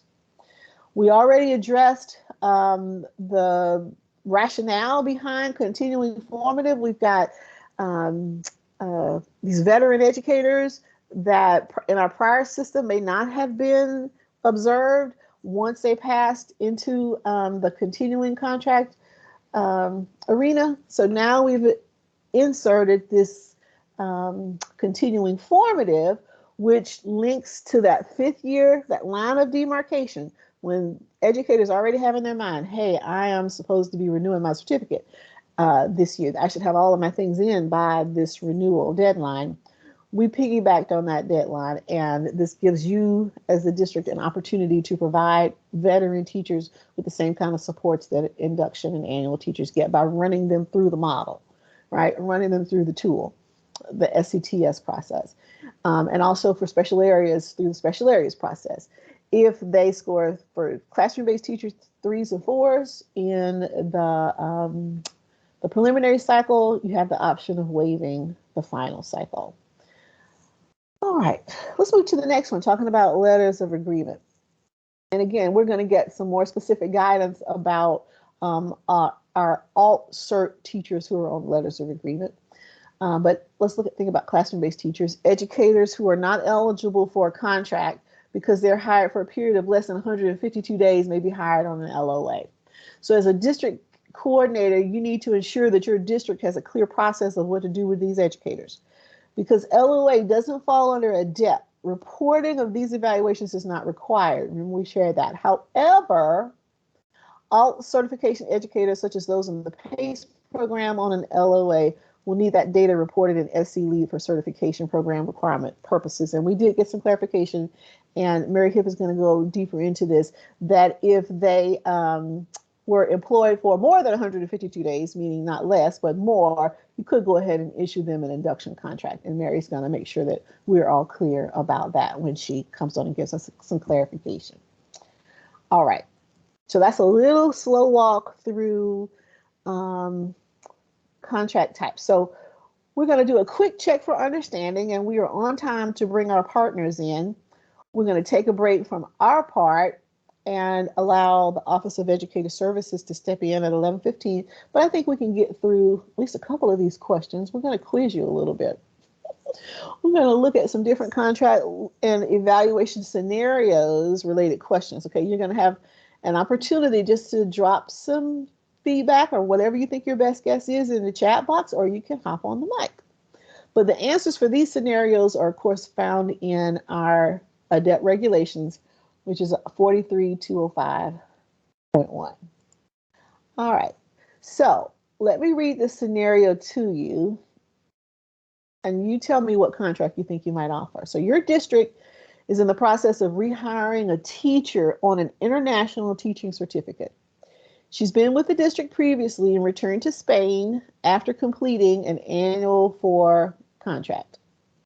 So your district is in the process of rehiring this teacher who was on an international teaching certificate. She's been with the district previously, returned to Spain after completing annual 4. She's now back in the United States on a new visa for a period of 5 years. What contract do you offer? Drop in the chat box. What contract do you offer?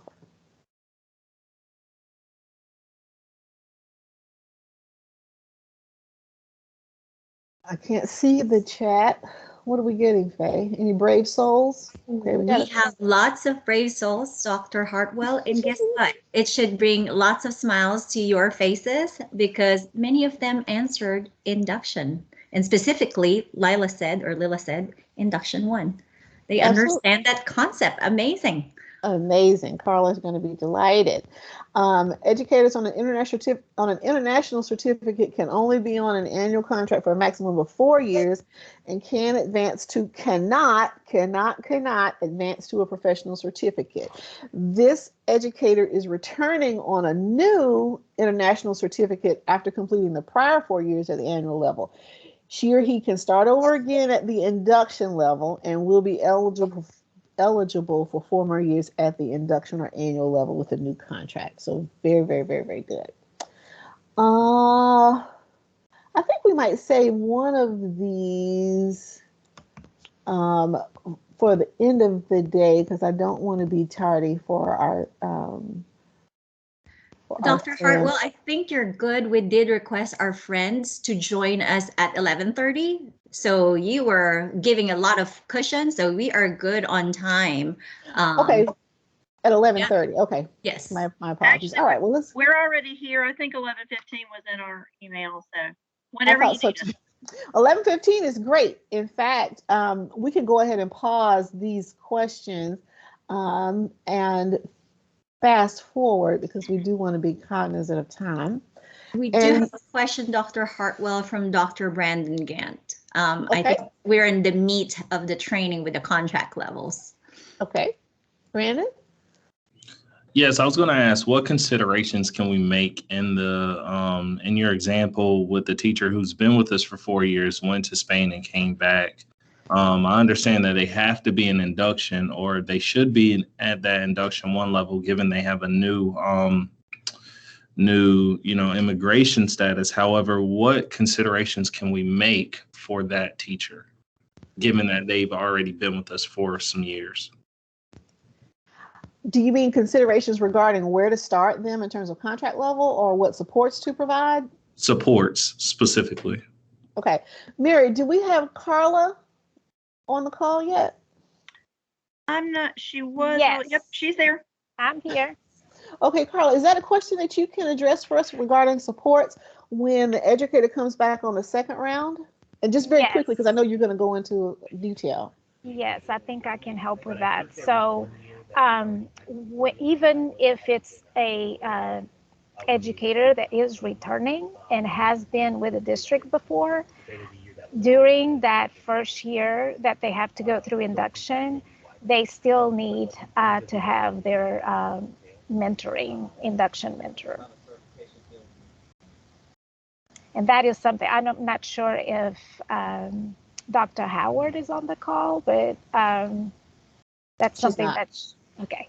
Yes, but they still need to have that mentor during their induction year, even if they're returning to and have been in the district before. So starting over at induction is the suggested strategy. That's what we need to do. Yes. Yes. Brandon, does that help? Thanks, Doc. Okay, got it. All right, we're going to turn it over to our friends down the hall. We see them every day, and we are so delighted that they could come and support us. They know more about everything, educator services wise, certification wise, and they help us out all the time. So thank you, Mary, and your team for being with us today. And we're going to turn it over to you guys and girls. Rodney, we are going to forward to, it's the same presentation, Rodney, but we are going to go to slide 94.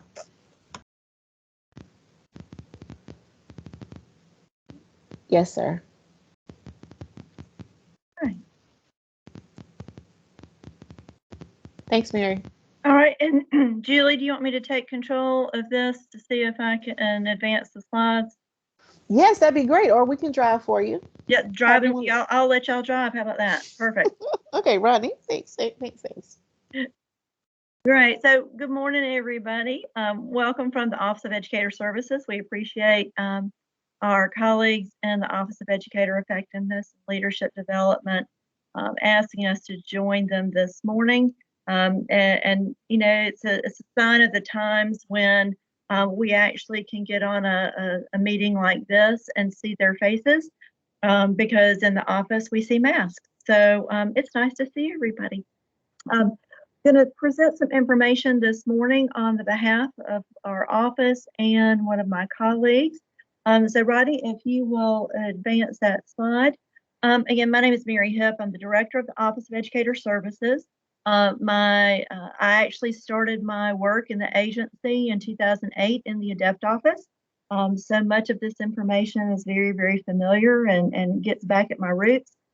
Kathy McCoy is our administrative assistant, and I also worked with the ADEPT team at that time too. So we are kind of your first line. If you have general questions, we're always available to assist. Educator Services kind of oversees three functions in the agency. We support educator preparation, we support educator certification, and also alternative certification programs.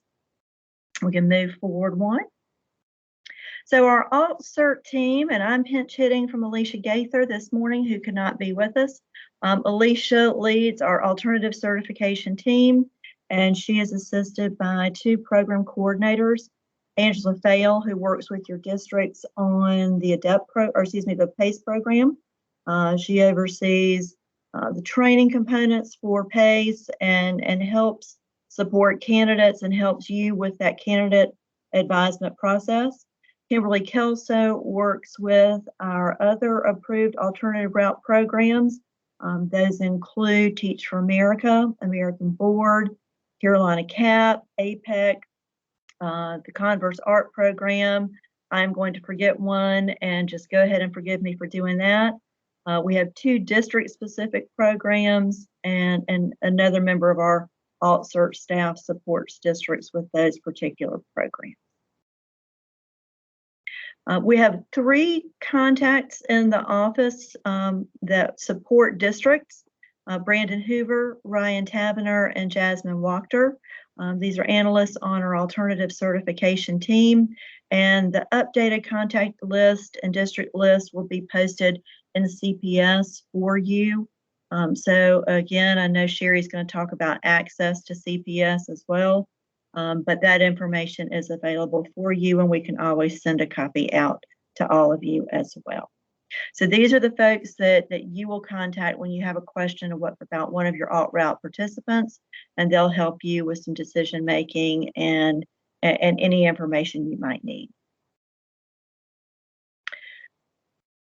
Alternative certification differs from traditional educator preparation in the fact that the folks that are coming into an alt route program, they have a minimum of a bachelor's degree, but they have not completed a traditional teacher preparation program. They have that content knowledge, in the subject area, but they don't have the pedagogical knowledge. They haven't done student teaching. They have not necessarily studied education methods, strategies, those kinds of things. We do have in statute an allowance that allows us to offer alternative route programs by which these individuals with that content background can become a teacher. And they essentially complete the preparation program, that alternative route program, while they are serving as a teacher of record. The most important thing sometimes for you to think about in terms of their employment and their progress through the ADEPT system concerns the number of certificates that they are eligible for. They are eligible for a conditional certificate, and state statute allows for a maximum of 4. The exception there is the American Board statute, which only allows for 3 conditional certificates for those participants. So it's really important to remember that there is a limited number of alt-route certificates that these candidates can be issued, that they have to progress through the ADEPT system while they actually hold a conditional or an alt-route certificate. So again, you're always going to want to consider the number of alt-route certificates an individual has had. So a first-year PACE participant will be issued a year 1 certificate. And obviously, that's where you start thinking about induction. And that candidate is then going to progress through induction and then on to the next stage of assistance and evaluation. If y'all ever in chat, how many of your districts, say yes, if your district routinely require 2 years of induction contracts for your beginning teacher? I'm interested to know. How many of if your district requires 2 years of an induction contract for beginning teachers? All right, so Cheryl, I see you there. Your district does. Anyone else require 2 years of induction for your beginning teachers? Okay, so something to think about here.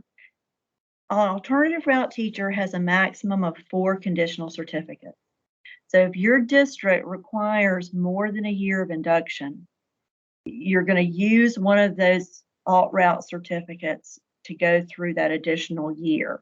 And in that case, you just need to be really mindful that an individual is going to be able to complete the ADEPT process.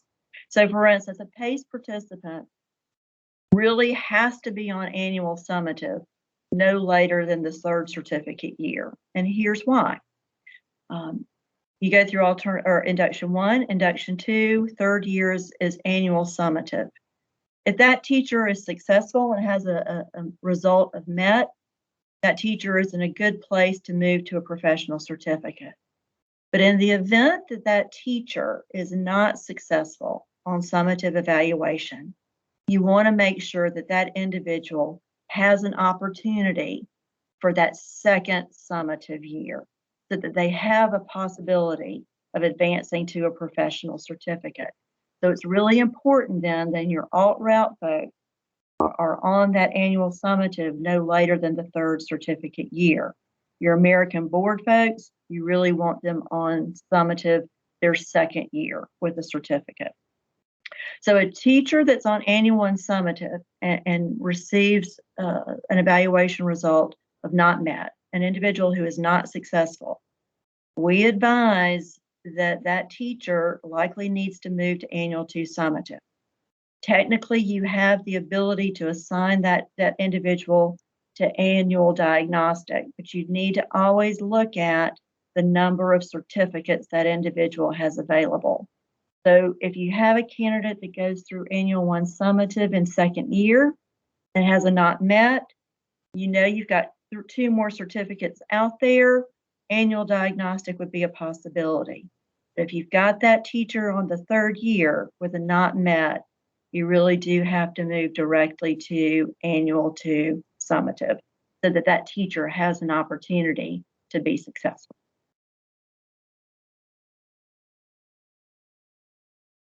Roddy, you can move to the next one.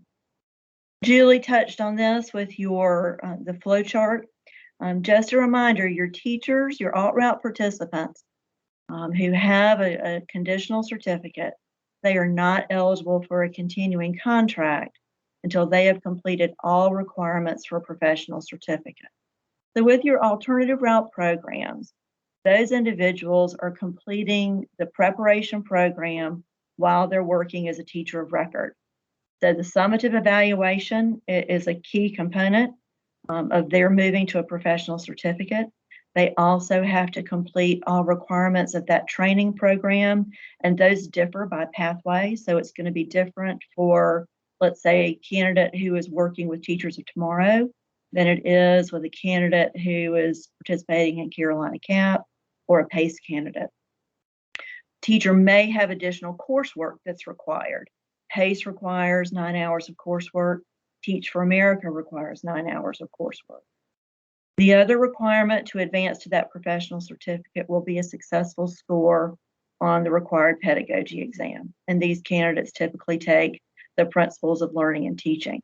So until they have all those components met, they are not eligible for a continuing contract. It's only when they are eligible for that professional certificate that you can hire them back on that continuing contract.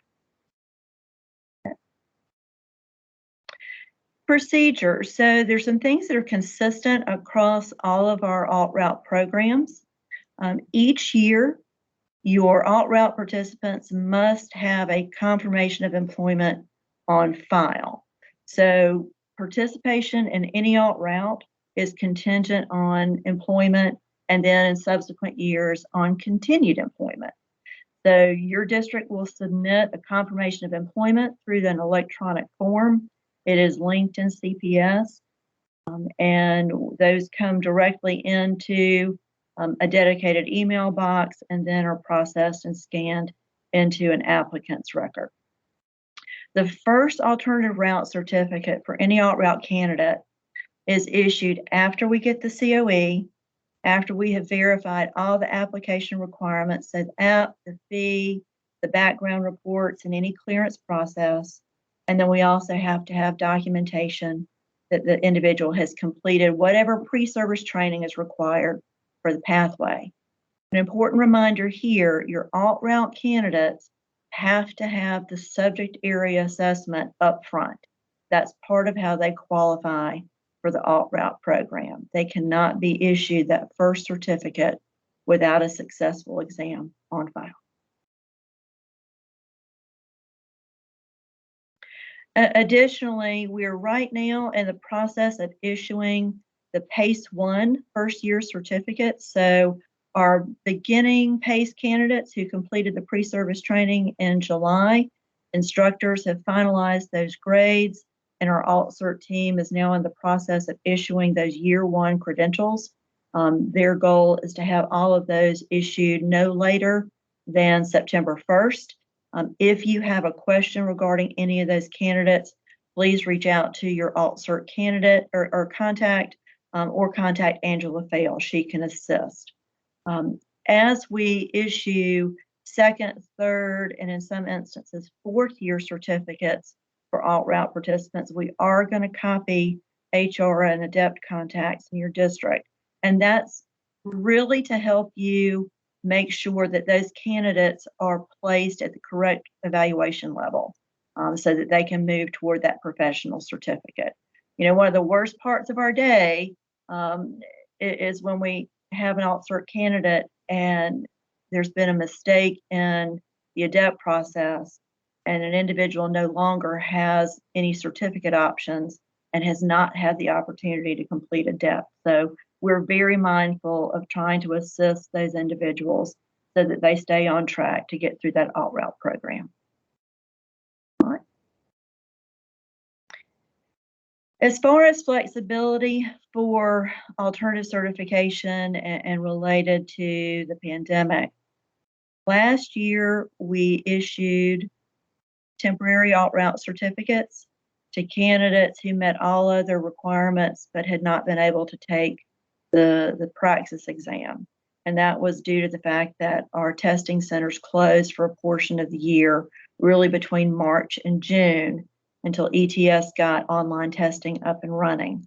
That flexibility is gone, so that we are not issuing any additional temporary alt route certificates for the upcoming year.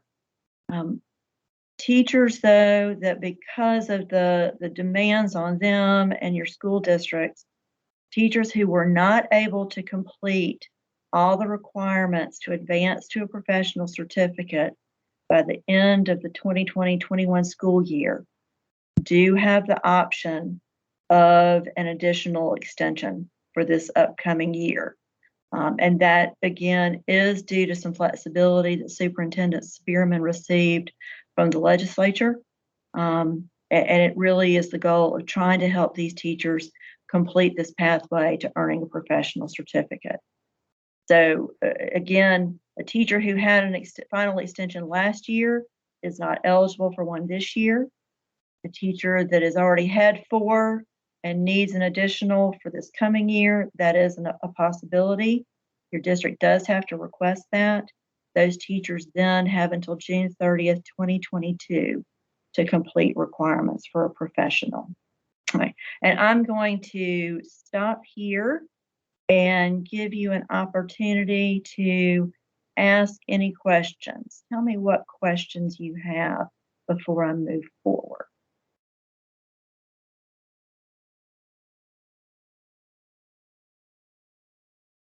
All right. So we've got a question here regarding Teach for America and Teachers of Tomorrow teachers.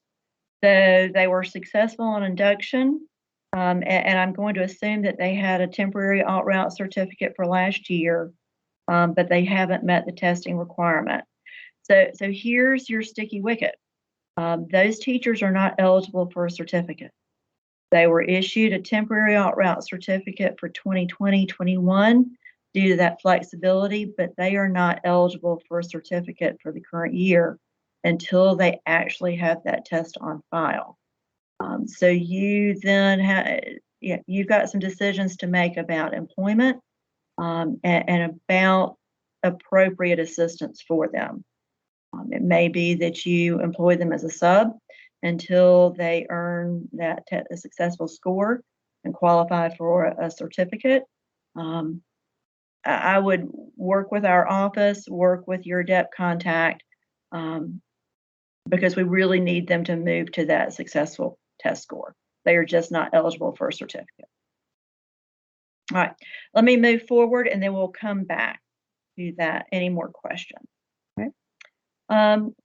Again, so we're getting out those certificates for PACE 1. We're copying you guys on renewed certificates for all other years. Rodney, is there an additional slide there after this? We've already done that one. All right, so some upcoming dates for PACE 1. If you'll roll back one slide for me. These are important dates primarily for PACE, but some may apply for some other programs as well. So by November 1st, we have to have confirmation of employment forms for any beginning PACE folks that are going to attend the winter pre-service. So we do 2 PACE pre-service trainings a year. One is in July, the next starts in November. So individuals that are employed before July 1 are eligible to go to that summer pre-service. Individuals employed after that time go through the winter pre-service training. So please make sure that as you hire these new PACE candidates, that we get that confirmation of employment no later than November 1st so that they can go to the winter training. Those dates are listed for you here.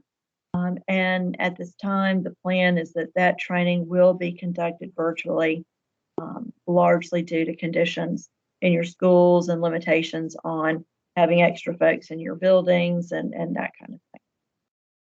February 1st, we will, after your candidates finish the winter pre-service and we get grades finalized, we will then issue those year 1 certificates to those winter PACE candidates. And we will have all of those issued no later than February 1st so that you can claim those individuals on your induction list. So here's where I want to pause for a moment and talk about your winter pre-service PACE folks. If candidates are going to be employed with your district for more than 152 days, even if they're going through an alt-route program, they are eligible for that induction contract. PACE works a little differently in that with the winter pre-service, we don't actually issue the certificate until January. And that's because they've attended that winter pre-service training. But you want to make sure, especially for your folks that begin working with you in October, or excuse me, in August, you want to make sure that they are getting the appropriate assistance that they need. In the beginning PACE teachers, they've got that content knowledge, but it's the pedagogical knowledge and it's the additional support that your mentors will provide them that's so essential for their success. So please make sure that you make every effort to get these folks into your induction programs and you get them the mentored support that they need from their first days in the classroom. Again, it's your teachers that are employed fewer than 152 days that are eligible for that LOA. Your other PACE folks are eligible for an induction contract. What happens if someone's not successful during the PACE pre-service? Obviously, we can't issue a certificate for that individual.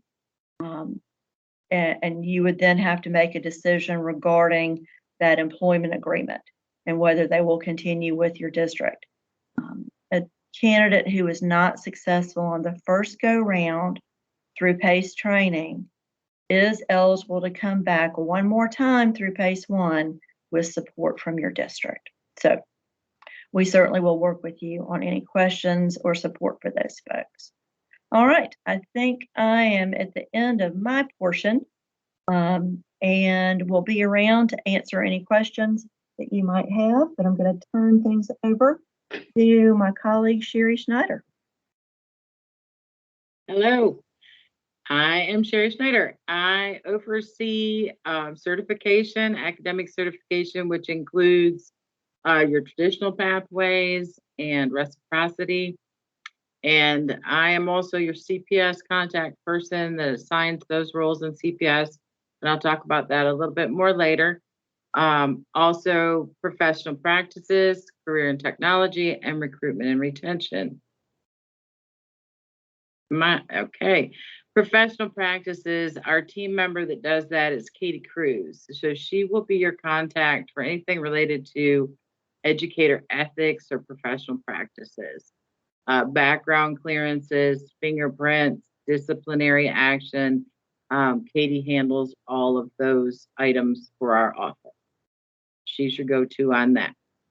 We have district contacts in my group that serve the districts.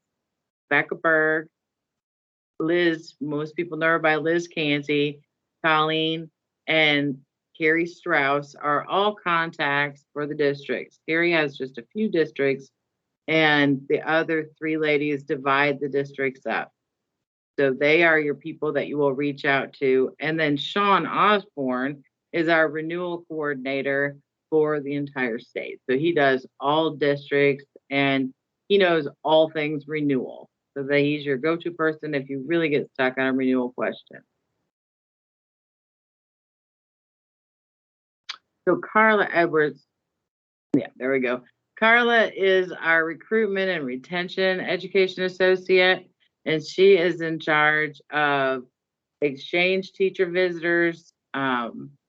She is our liaison to J1 teachers that we sponsor as an agency. She's also responsible for Teacher of the Year. She also does critical needs, subject areas, critical geographic needs, student loans, so things that are related to recruitment and retention. And I believe the next slide goes to international, and we're going to actually turn this over to Carla for a couple of slides and let her speak to you about internationals. Then we're going to hear from Steve with career and technology, and then I'll be back. Okay, thanks, Sherry. I just want to make sure everybody can hear me well. Give me thumbs up if so. Okay, great. Well, I want to thank our colleagues from across the hall, and most of them are literally across the hall from me. And I love seeing them every day, even with masks. So thanks for having us here. I've also seen a few names in the participant list that I have talked to personally. Ms. Terry, Ms. McKenzie, I know we've spoke on the phone and through email. Like Sherry said, I'm the international teacher coordinator here in the office. So at the end of my presentation, I'm going to drop my direct phone in the chat box, and you are more than welcome to contact me if you ever have any questions regarding international teachers or exchange visitor teachers. And this is exactly where I would like to start. I think the most important thing, distinction to have in mind when we're talking about these teachers is that there is a difference between what we call international teachers and international certificate holders. So all, excuse me, all international certificate holders are international teachers. These are teachers that come here on an exchange visitor program. They come here on a temporary basis on a J-1 visa with the purpose of completing a cultural and educational exchange program. So these are programs that are established by the U.S. Department of State. And the objective of this program is that teachers from other countries have the opportunity to come here and teach in American South Carolina schools, learn about our educational system, have the opportunity to showcase their abilities in terms of teaching, and then return to their country to share what they learn here. So that's the category that we call the exchange visitor teachers, and they all hold an international certificate. Then we have other category of international teachers that do not hold necessarily an international certificate. So these teachers are those that we gave the example of the one that returned to Spain and then came back as being hired by the district. So they return, or they are teachers that are have a permanent resident card in the United States. So they're permanent residents, even though they are not U.S. citizens. So these teachers, these educators will be certified under an either initial professional certificate or an alternative route certificate. So they will be eligible for these categories. So this is the one distinction that I would like for you to have in mind. Because they are international, it doesn't mean they will be on an international certificate. Okay, if we can go to the next slide. So the first year exchange visitor teachers, like I mentioned, that come here for a cultural educational exchange program, they are issued the international certificate. And by both federal and state rules, they have to receive a mentor to work with them. So they are also required by statute to be evaluated on ADEPT, the same sequences as all other teachers, and they begin with an induction contract. They are eligible, as we spoke before, for induction and annual contracts during the duration of their entire program. They can also, so if they come here, we don't like that.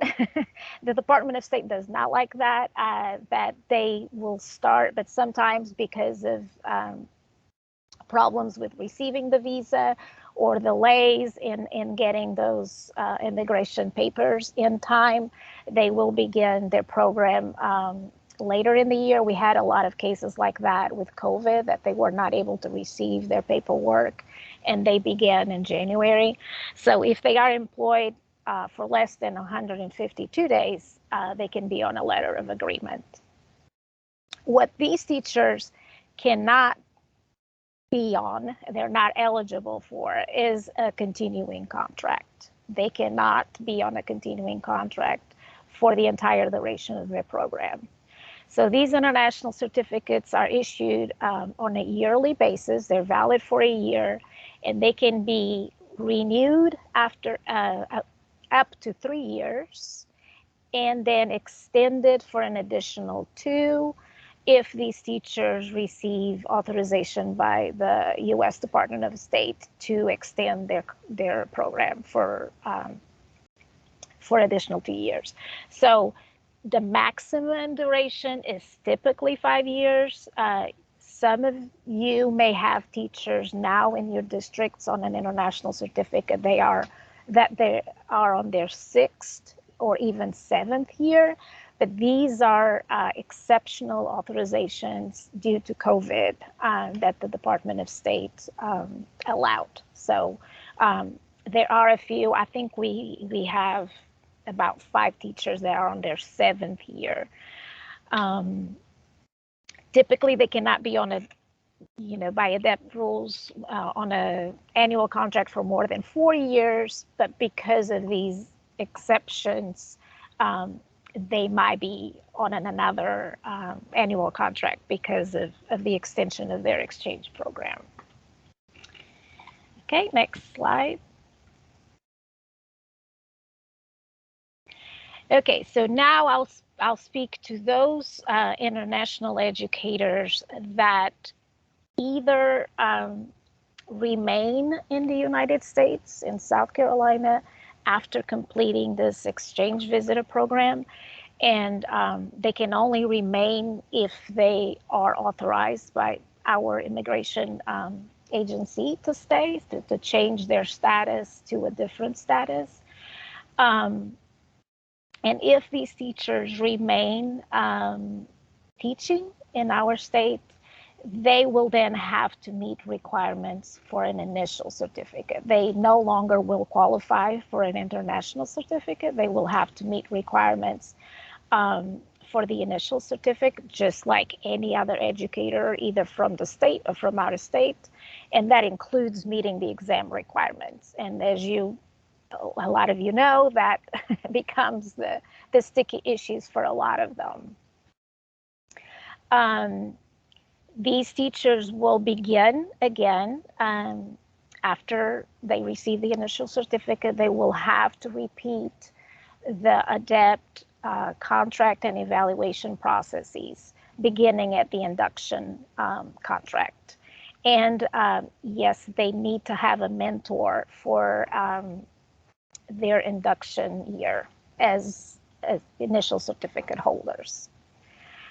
The results that these teachers had, or the evaluations results that they had while they held their international certificate, so the previous either 3 years or 5 years, or as long as their international exchange program lasted, those evaluations cannot be used to advance these teachers to a professional certificate. They have to begin at the induction level again, and typically they do the formal, and then they have to meet the annual summative during the validity of this initial certificate in order to advance.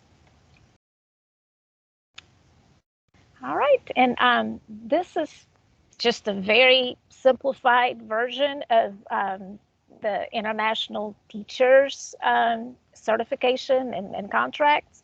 But like I said, I'm going to drop my phone, and if you have any questions at any time, and I spoke with some of you, and we'll be happy to answer any questions you ever need, or any help with any of your educators that are from overseas. And I'm happy to answer any questions either now or at the end of all the presentations.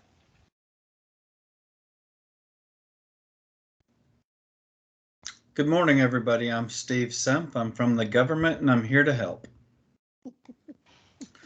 As you can see, my email address and phone number are there on the screen. If you have any questions about work-based certification, please email me or call me.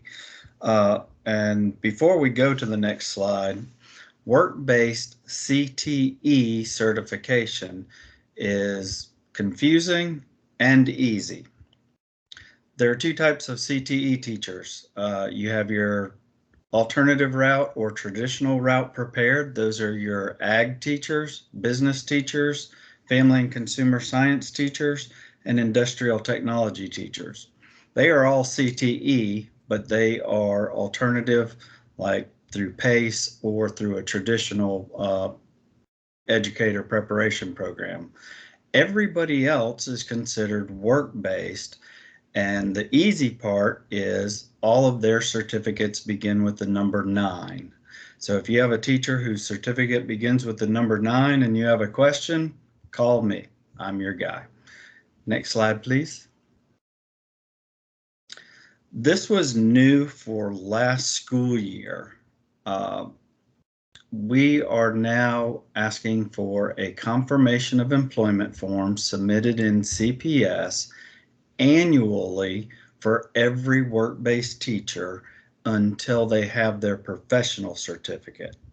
So if their certificate says temporary, induction, or pre-professional, we need an annual COE in CPS.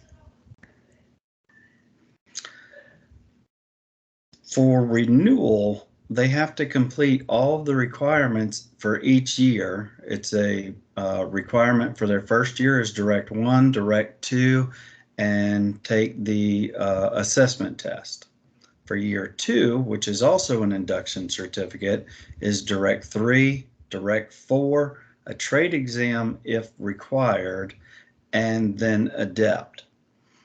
A certificate cannot be renewed if they are missing any of those except for ADEPT.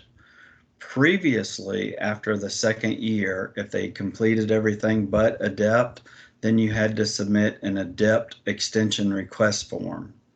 The new confirmation of employment form in CPS satisfies that requirement.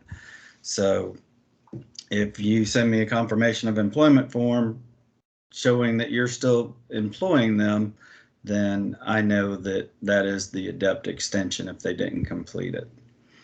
And then COVID flexibility and grace follows all of the same rules as previously discussed.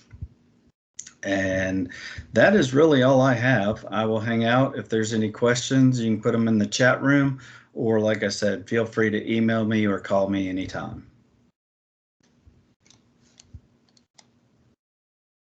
Thanks, Steve.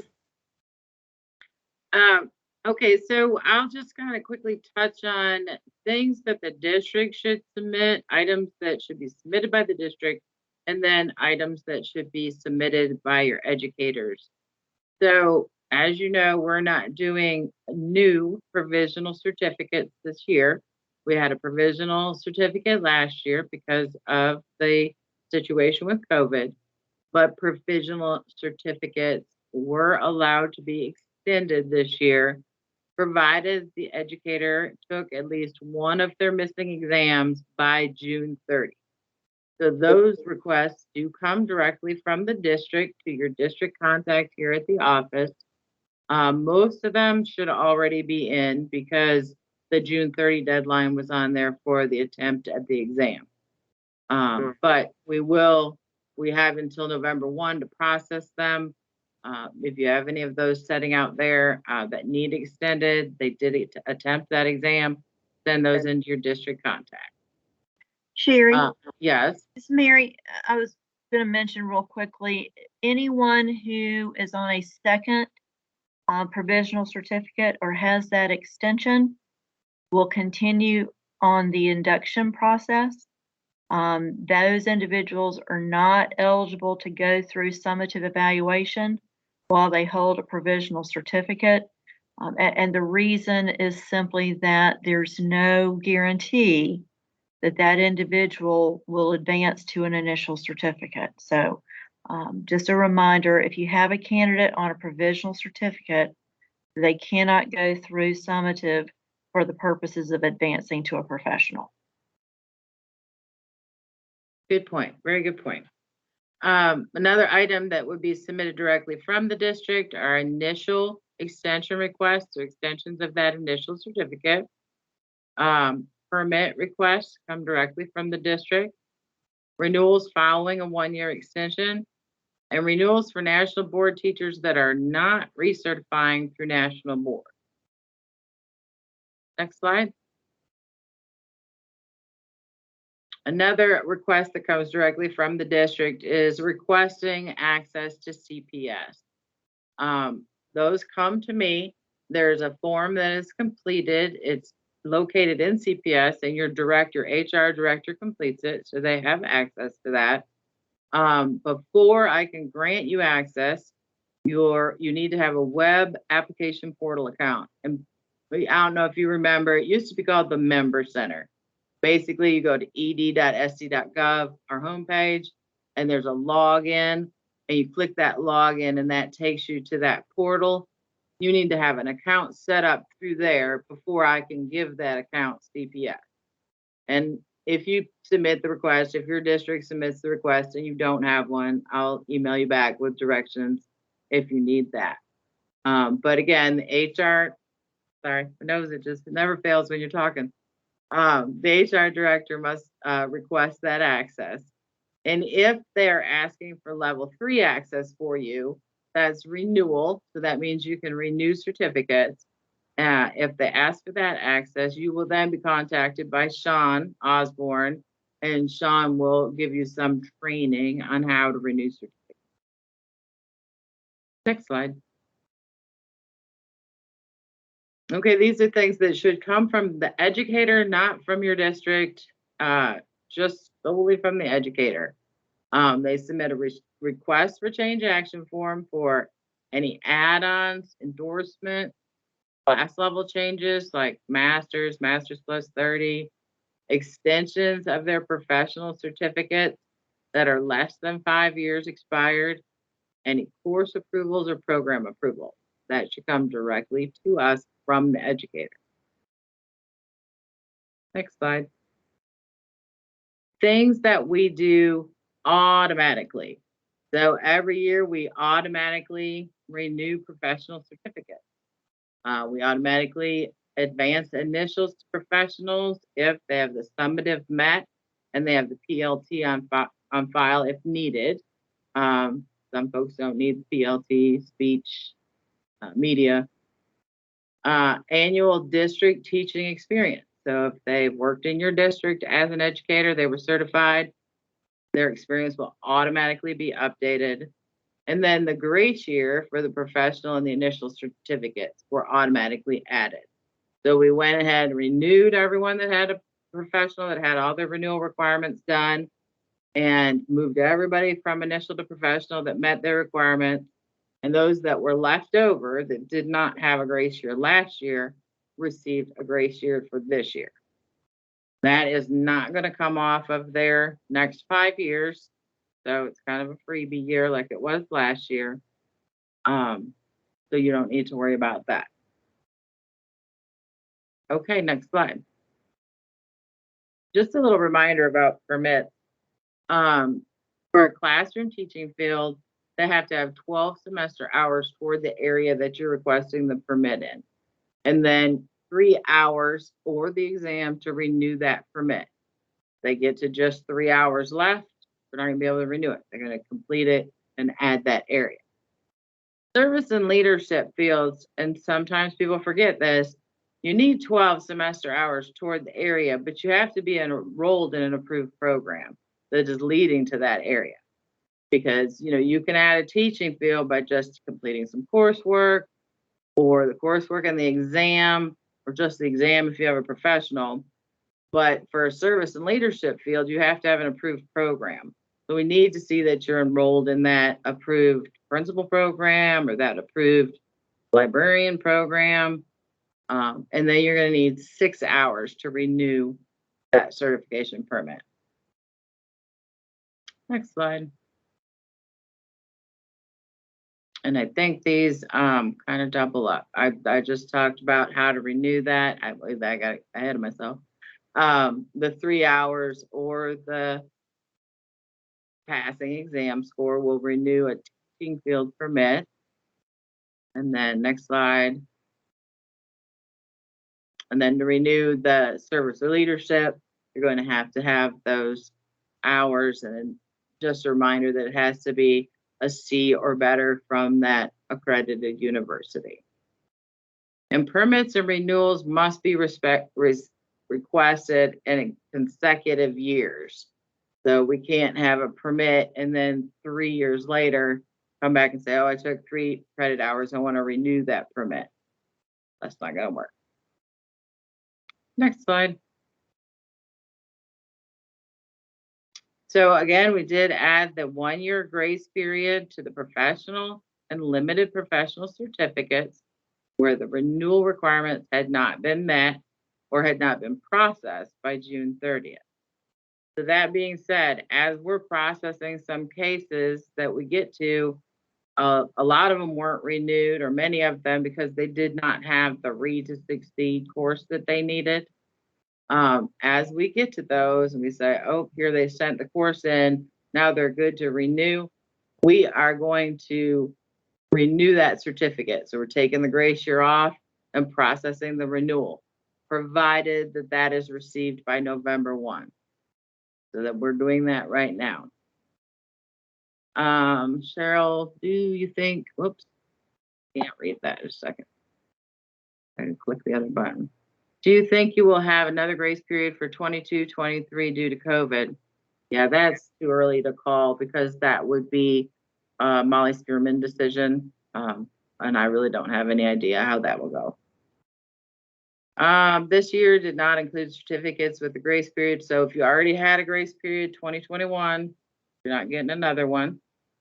The new validity period then is July 1. Well, actually, those dates are wrong. It should be 21 to 22 with the grace year. Next slide.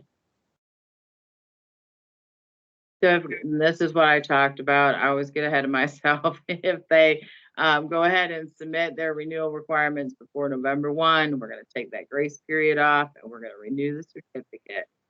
And then all the remaining certificates with the 1-year grace period, they need to meet those renewal requirements by June 30, 2022.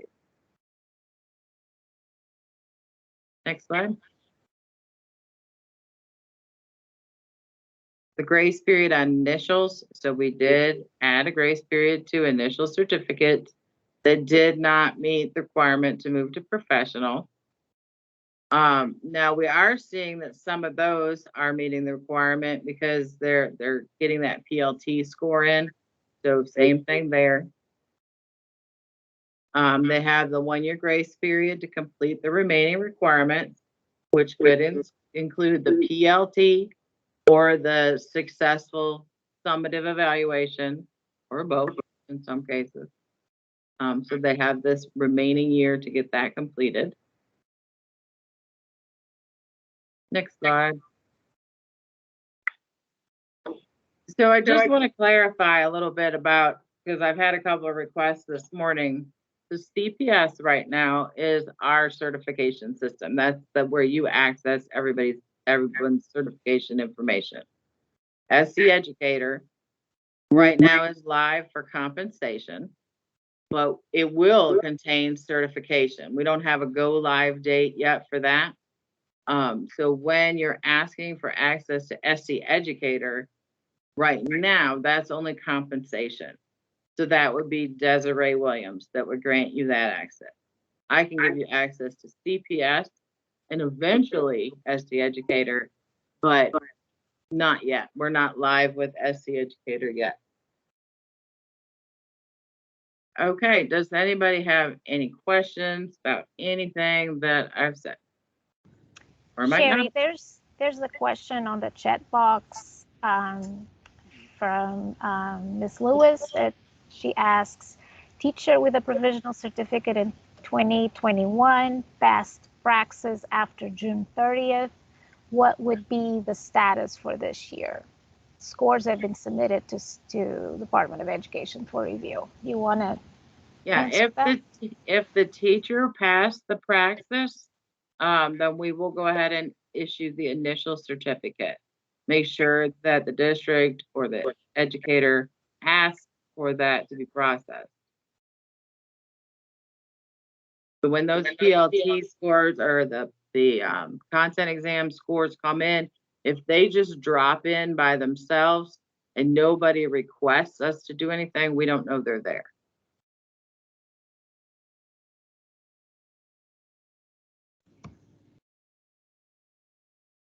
Thanks. I have a question. Okay. Based upon that same question, would that teacher be an induction 1 teacher or induction 2 if they meet the practices content test by June 30th? That's a Faye or Julie question. So let's get a little more information. So if this is a teacher who had a provisional last year and is eligible for an initial now, the first thing is to get that request to us as quickly as possible so that we can issue the initial certificate. My concern right now would be if you have already conducted orientations to the summative process and haven't given that teacher notice that they'll be going through summative, you may want to go ahead and continue with induction 2 for the coming year. But again, get us that request as soon as possible so that we can issue the initial and then work with your district adept contact on the appropriate steps. I have a question. Thank you. Excuse me, I have a question. I have a teacher who just had his PLT score come in. And at his school level, who are we supposed to contact to make sure that that score has been documented? Which office do I contact? This is the teacher that's on a provisional that just got the exam score in and wants moved to initial. No, I'm sorry. This is a teacher who just finished his teacher education program and he just took the practice over the summer. So he has a teaching degree. He just finished his PLT test and got his score back. And I just wanted to make sure what the school level people are supposed to do to make sure that that's communicated so he gets his license. Or does he do? Well, he should have completed an application for certification after he graduated, and then he received information on what he needed. Right. So depending on the time frame that he received it, if he hasn't received a letter saying it's been closed, then he still has a file on hold, a case on hold, and they will see that score come in. Okay, very good. Thank you. Mm-hmm. If you have any concerns, you want me to check somebody personally, just send me a quick email with his name and I can look and make sure he's got a case. Thank you so much. Mm-hmm. And Sheila, you can always reach out to your district contact. Anytime you have a question like that, we're glad to assist with those questions. Okay, thank you. And I see that. How do you remove a person from CPS? Just send me an email and I can do that. So then, Cheryl, did we answer? It says this is a good, can these teachers have a summative evaluation? Cheryl, which teachers are you talking about there? Provisional teachers, teachers who were on a provisional contract due to not passing the examination. They have passed it now, but we put them through an induction program. So if they have an initial certificate now, they are eligible to continue forward to summative evaluation. If they have not been issued an initial, they need to stick with induction. But again, make sure that educator or your district lets us know to go back and look at that test score if it's come in so that we can advance the certificate. Thanks. I'll jump on this right away. Okay. Thank you. You're welcome. Dr. Warren also had a request that when the office sends out information to HR directors, please include ADEPT coordinators on the list for information which may be pertinent. Any other questions for me?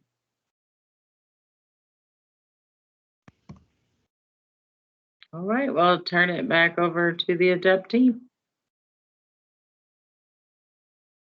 So we just want to thank Mary, Sherry, Carla, and Steve. That sounds like a law firm. But we'll build those for the hour. How about that? This is billable time. That's the truth. That's the truth. Thank y'all so much. 1,000 times. Thank you. We appreciate your expertise, your willingness to serve, and the joy with which you share this information, because we need the feedback, and so we really do appreciate it. So thank y'all so much. Before we go on, we're going to give you a 5-minute stretch break because we're actually ahead of time.